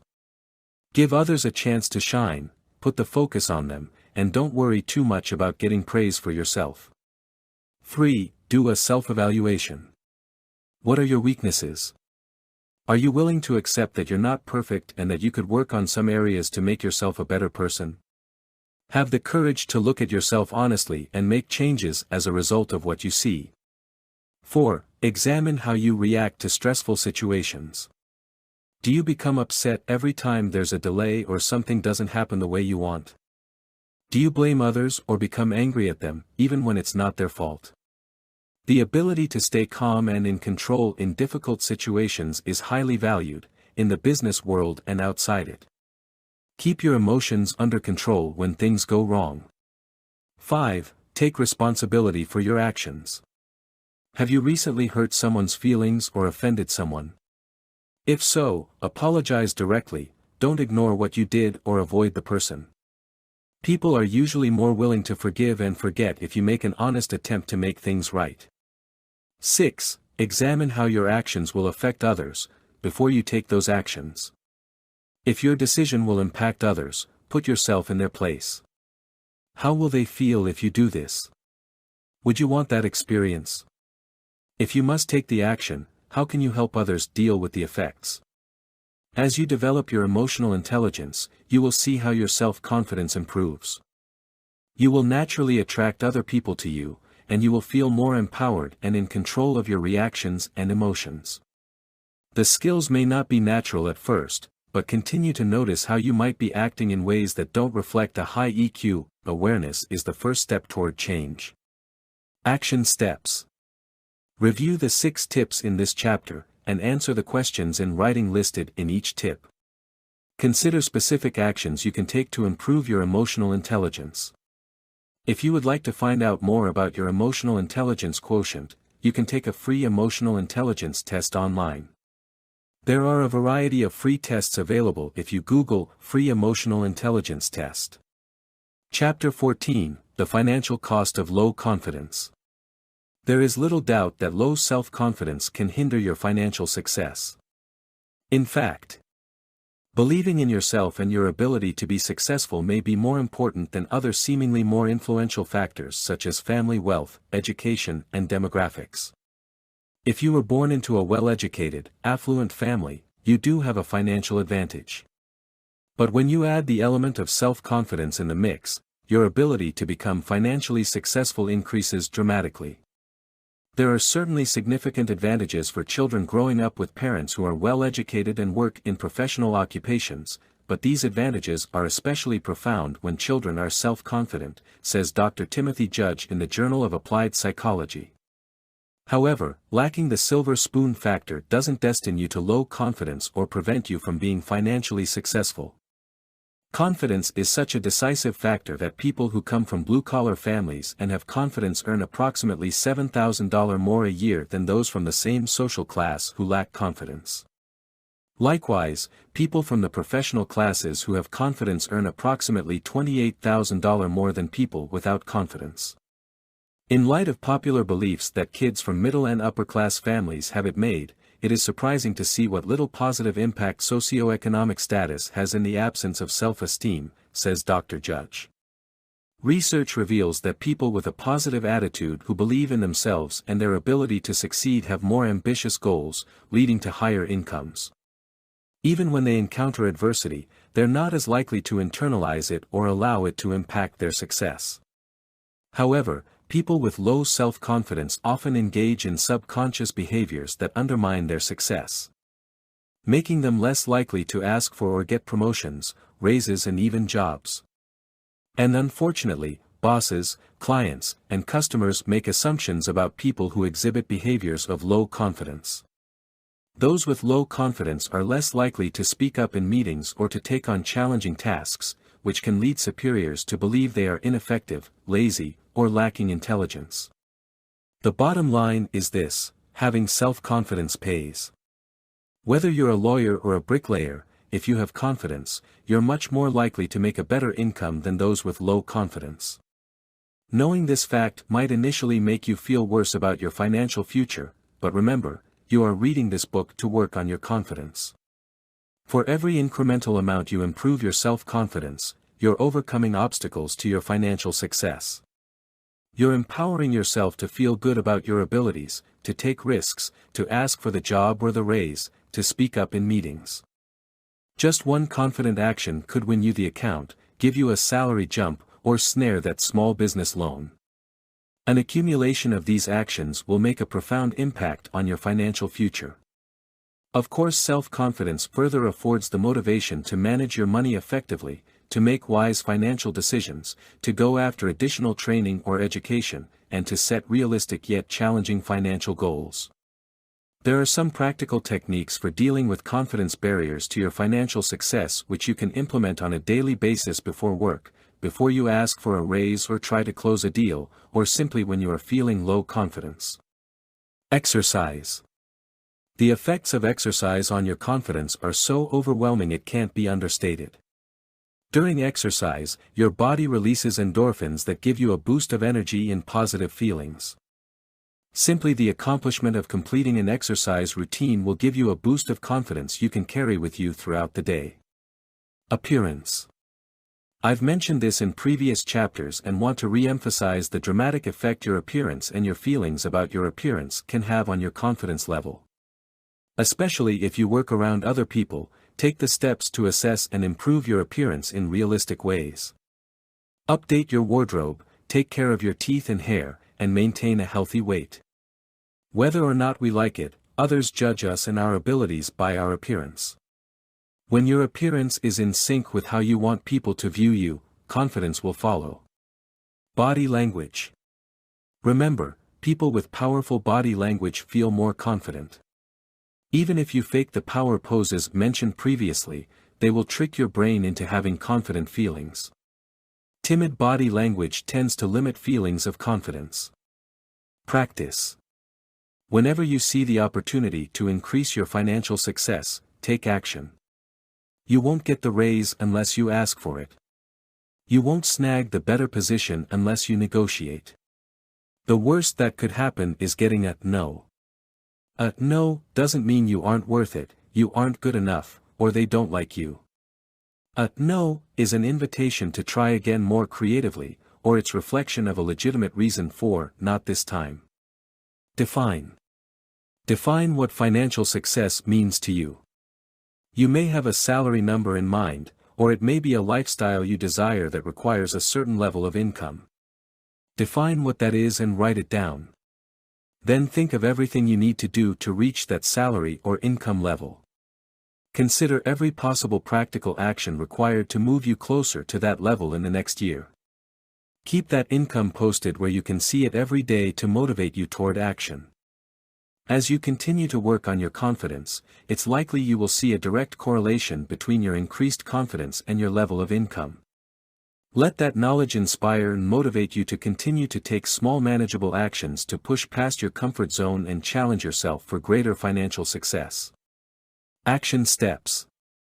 How do you think your work superiors, peers, and clients view your level of self-confidence? Can you think of specific ways your lack of confidence has impacted your financial success? What specific actions are you willing to take to improve your confidence on the job, to get additional training or education you might need for your work, to change limiting work circumstances you can't control, and to become adept at managing money? Chapter 15, Practice and Present Moment Awareness. When I was a child, I took both piano lessons and violin lessons. The idea of being a proficient pianist or violinist was very appealing. I remember getting my violin and showing it to all of my friends. It sat in a green velvet-lined case, gleaming and smelling of rosin, like a beautiful, untouchable artifact in a museum. My friends looked at it with awe, and I felt proud, even though I hadn't had my first lesson. I didn't comprehend when I began my lessons with both instruments that simply owning a piano or violin didn't guarantee my proficiency or confidence as a musician. I understood I had to take lessons. I didn't understand how much practice was involved.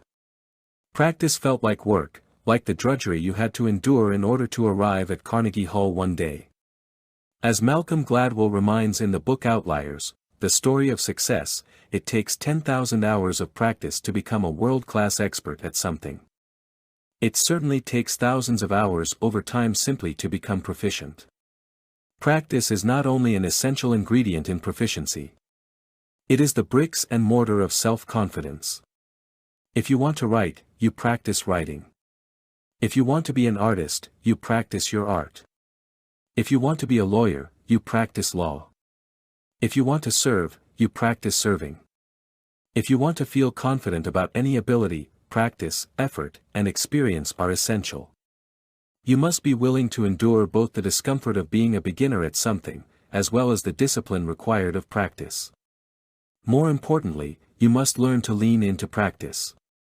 Martha Graham, the foremost pioneer of modern dance, speaks eloquently of the power of practice for a 1952 radio interview on this. I believe that we learn by practice. Whether it means to learn to dance by practicing dancing or to learn to live by practicing living. The principles are the same. In each, it is the performance of a dedicated precise set of acts, physical or intellectual, from which comes shape of achievement, a sense of one's being, a satisfaction of spirit. One becomes, in some area, an athlete of God. Practice means to perform, over and over again in the face of all obstacles, some act of vision, of faith, of desire. Practice is a means of inviting the perfection desired. As you practice, even before you reach a stage of mastery, your self-confidence will improve. You will have solid evidence that practice affords skill. You will have evidence that you are capable of achievement. Yes, there is a certain amount of drudgery involved in practice.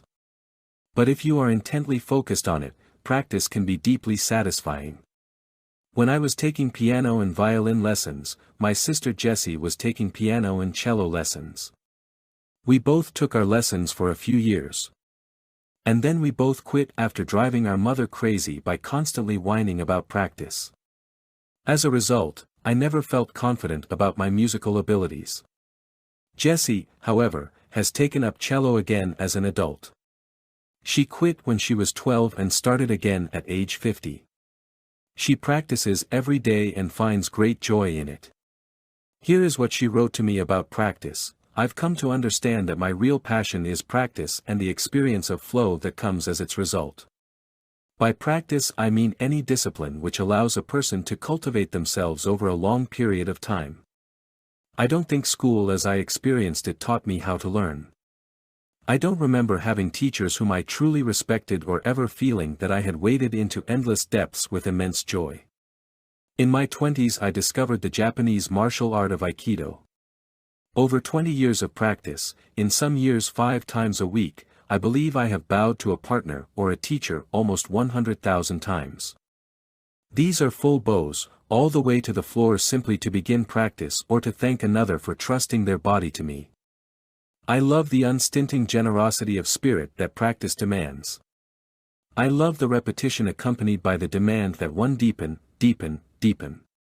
There is a story about a man who approached a renowned martial arts teacher asking to study with him. The teacher asked him why he wanted to learn martial arts. To defend myself. Ah, the teacher said, and which self do you want to defend? I have loved coming to know the different selves which have evolved over the years of training. Some years ago I found that the injuries I had accumulated over time prevented me from training. It would be difficult to describe the grief I felt. After a period of what felt like aimlessness, I began endurance running. During that same period I had adopted a child. I came to see that the practice of Aikido, with its fixed schedule, would have been almost impossible given the real-time demands of parenting. I was grateful for the solitude of running, and for the fact that I could run at 4 a.m. and be home before my son woke up. Again, after some years, injuries ended my practice. 5 years ago I began the practice of the cello. The rituals of tuning, rosining my bow, wiping the dust off my cello replaced the training uniform, the bows to a partner, the repeated falls. My teacher reminds me, as my Aikido sensei did, as my running mentors did, to relax my shoulder, to open my face, to practice in the spirit of joy. When you practice in the spirit of joy, you are not only improving your confidence, but also you're giving yourself the gift of present moment awareness. You are allowing practice to shift from simply a means to an end to an exercise in mindfulness and engagement. You don't have to allow the dread of practice to serve as a reason to avoid it. Begin to view practice as an opportunity for joy. Your opportunities for improving your confidence in any area of your life are only limited to your imagination and your willingness to engage. Every day we are presented with many different opportunities to improve our self-confidence simply through the act of engaging in practice. If you fall back on the excuse that you are not confident because you aren't skilled at something, then, by all means, become skilled. You may tell yourself you don't have the ability, the intellect, or the means to accomplish something, but the vast majority of the time, these are simply stories that keep us stuck. One of my favorite scenes from Jane Austen's Pride and Prejudice is the one in which Elizabeth Bennet, as she is playing the piano rather poorly, sets Mr. Darcy straight when he offers excuses for his poor social skills.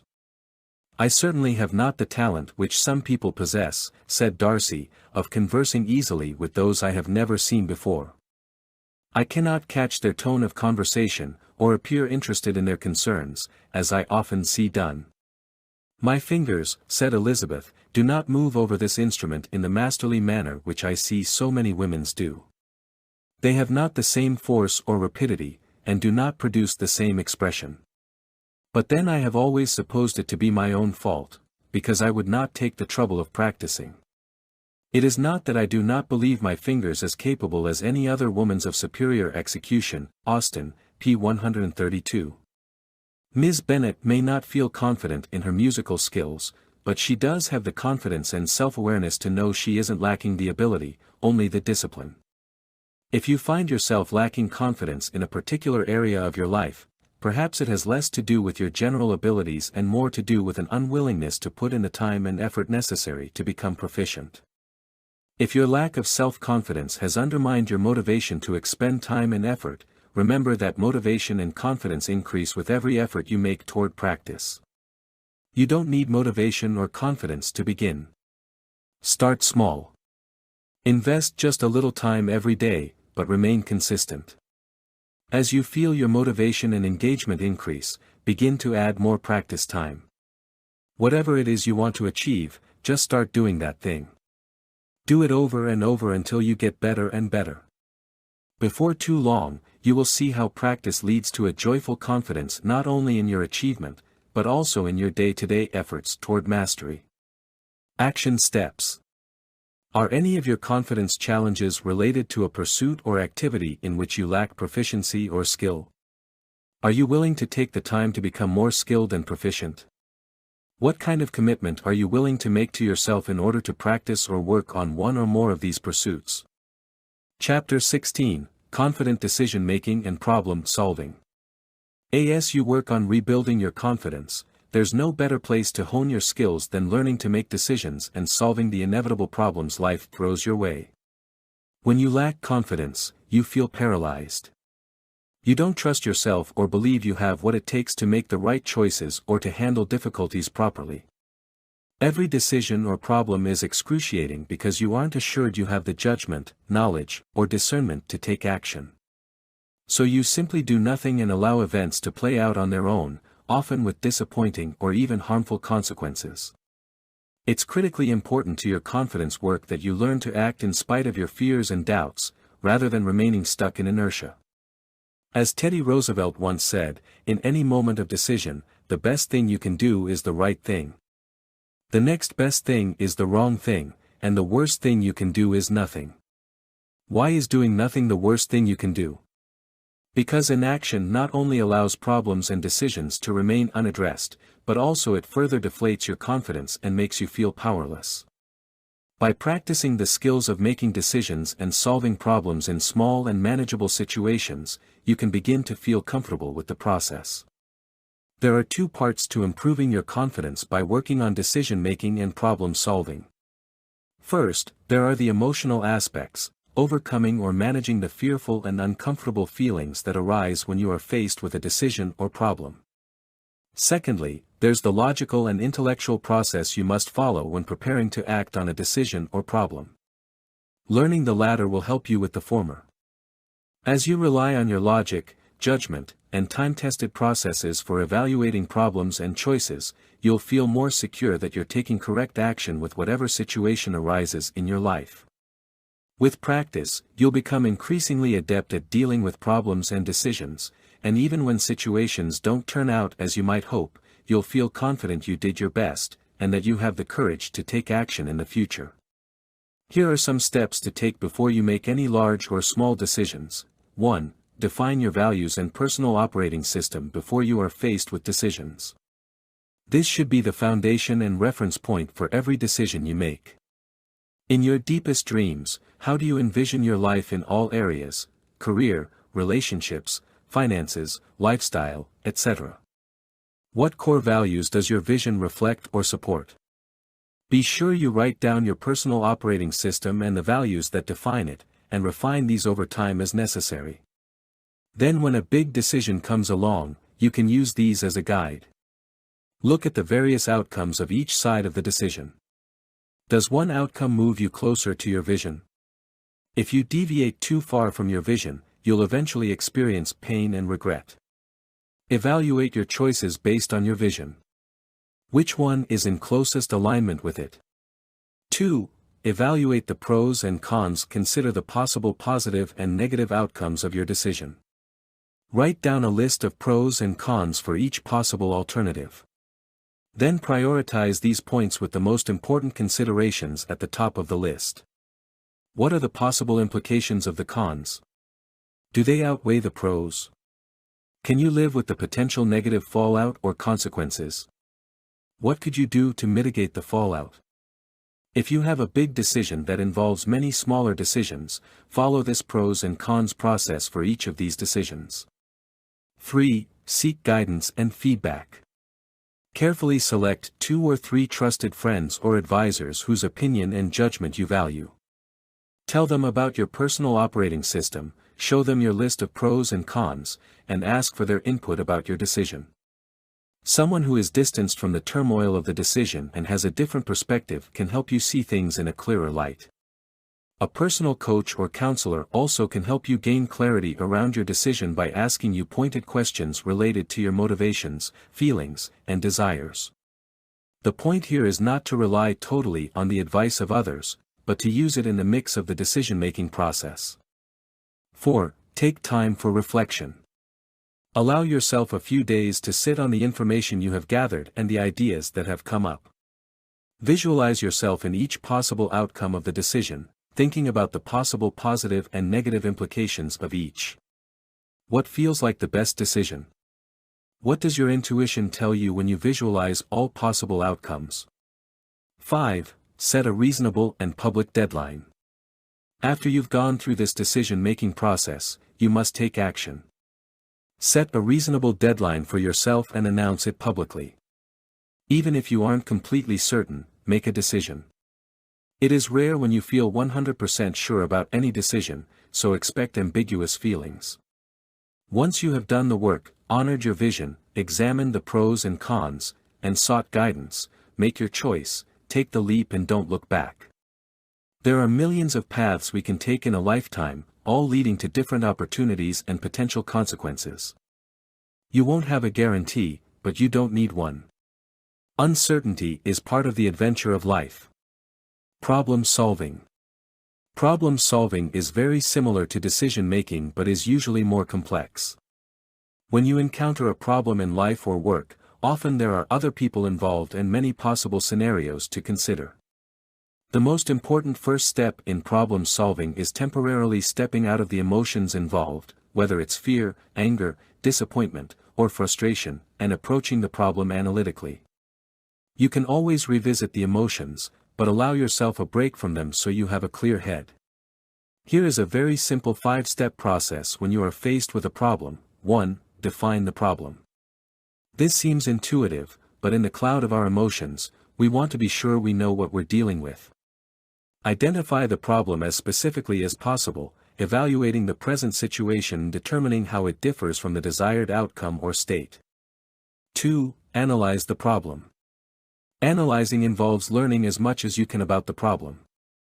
It may be necessary to look beyond the obvious, surface situation to stretch your imagination and see a variety of possibilities and implications.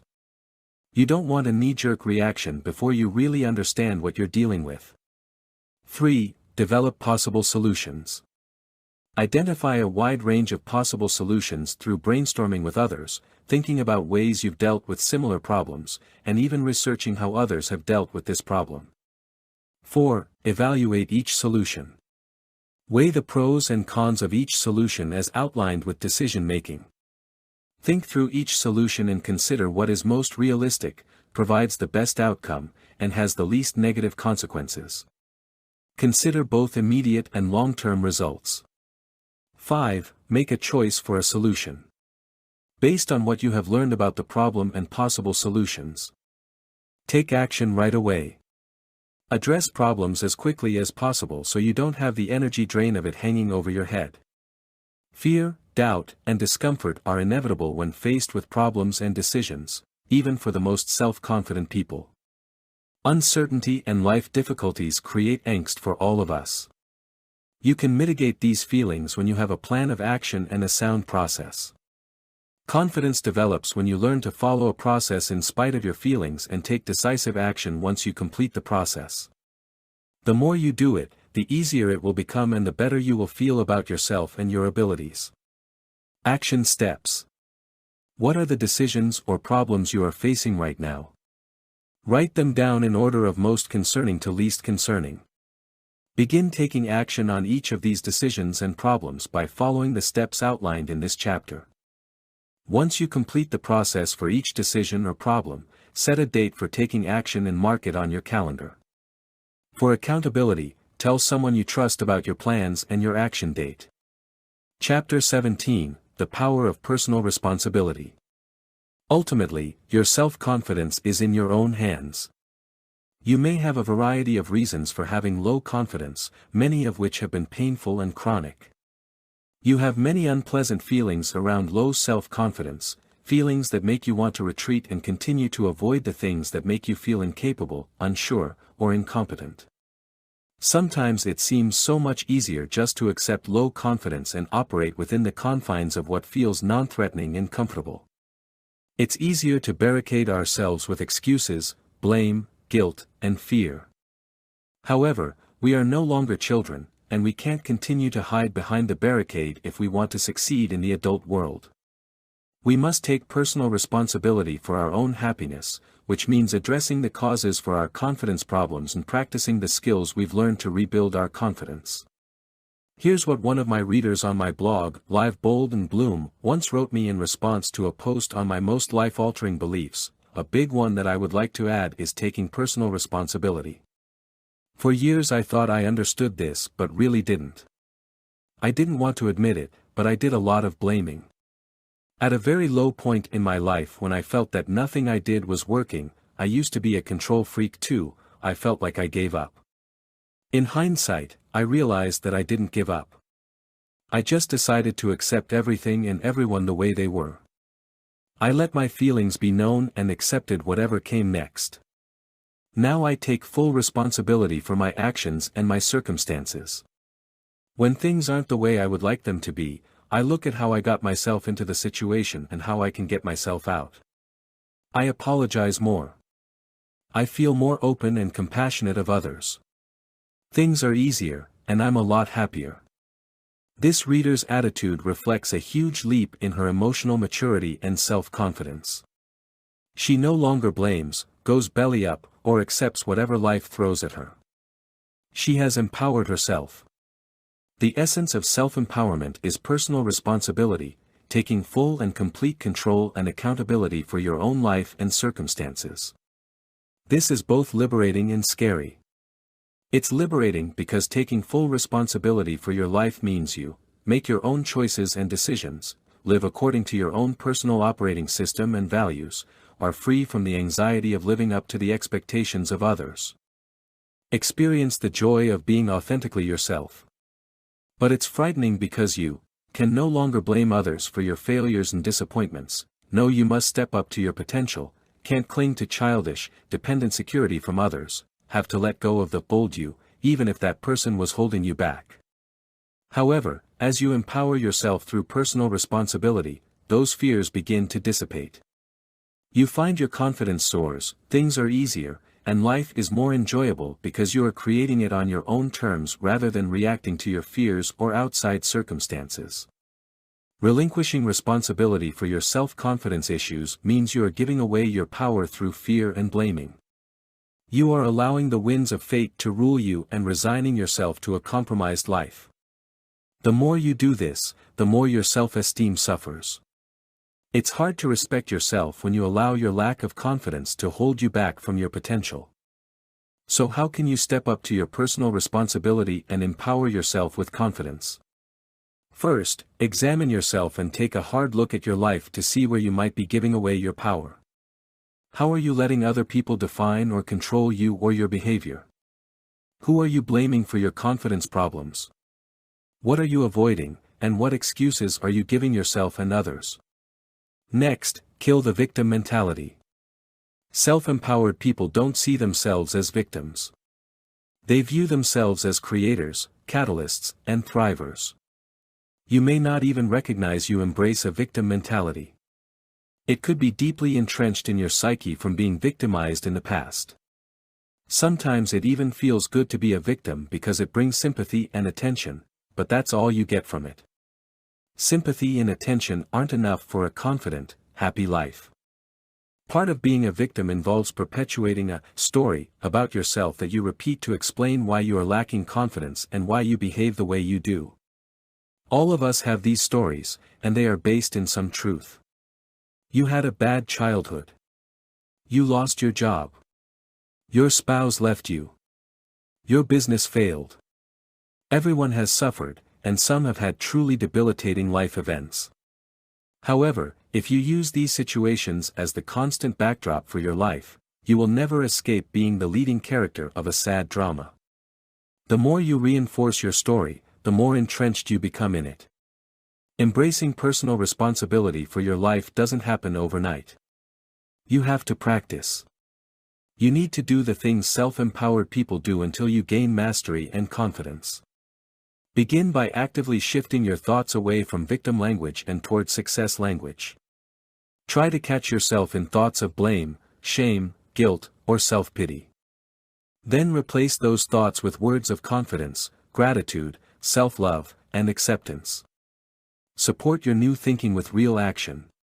Where you once said, "I can't, I'm too weak, I'm too afraid," take one small action in the direction of, "You can." Every small action will empower you. Contrary to popular belief, taking personal responsibility for your confidence often means embracing support from other people. Asking for help does not mean you are weak or incapable. It means you are empowered enough to take full responsibility for your own personal evolution by seeking another way to expedite your awareness, confidence, and knowledge. This help can come in the form of books, courses, therapy, coaching, and the counsel of friends and family. Everyone, even the most self-confident, can benefit from the support and insights of others who have our best interest at heart. Remember, you are responsible for building your confidence. You are the CEO of your own happiness. You can change the way you feel about yourself and your abilities through practice of the techniques outlined in this book. However, no one else can make you practice or push past the feelings of doubt and discomfort to take action on the things you want to accomplish. Every day reclaim your personal power by accepting full and total responsibility for your confidence and actions. Over time, you will see how profoundly your efforts have paid off, as you feel more and more sure of yourself, your abilities, and your capacity for a happy, successful life. Action steps. How are you letting other people define or control you or your behavior? Who are you blaming for any confidence issues or other problems in your life? How might you be perpetuating a victim mentality? What is the story you tell to keep it going? What are you willing to do to take personal responsibility for who you are, your choices and behaviors? And your life right now? Write down your thoughts and answers to these questions. Chapter 18, Creating a Lifetime of Confidence. When you began reading this book, your confidence wasn't where you wanted it to be. Yet you did have enough confidence to begin reading and taking actions to improve. So please take a moment to feel proud and grateful you took the initiative. You made a proactive decision to take control of your life by working hard to build your confidence, and now you've nearly completed the building blocks to confidence outlined in this book.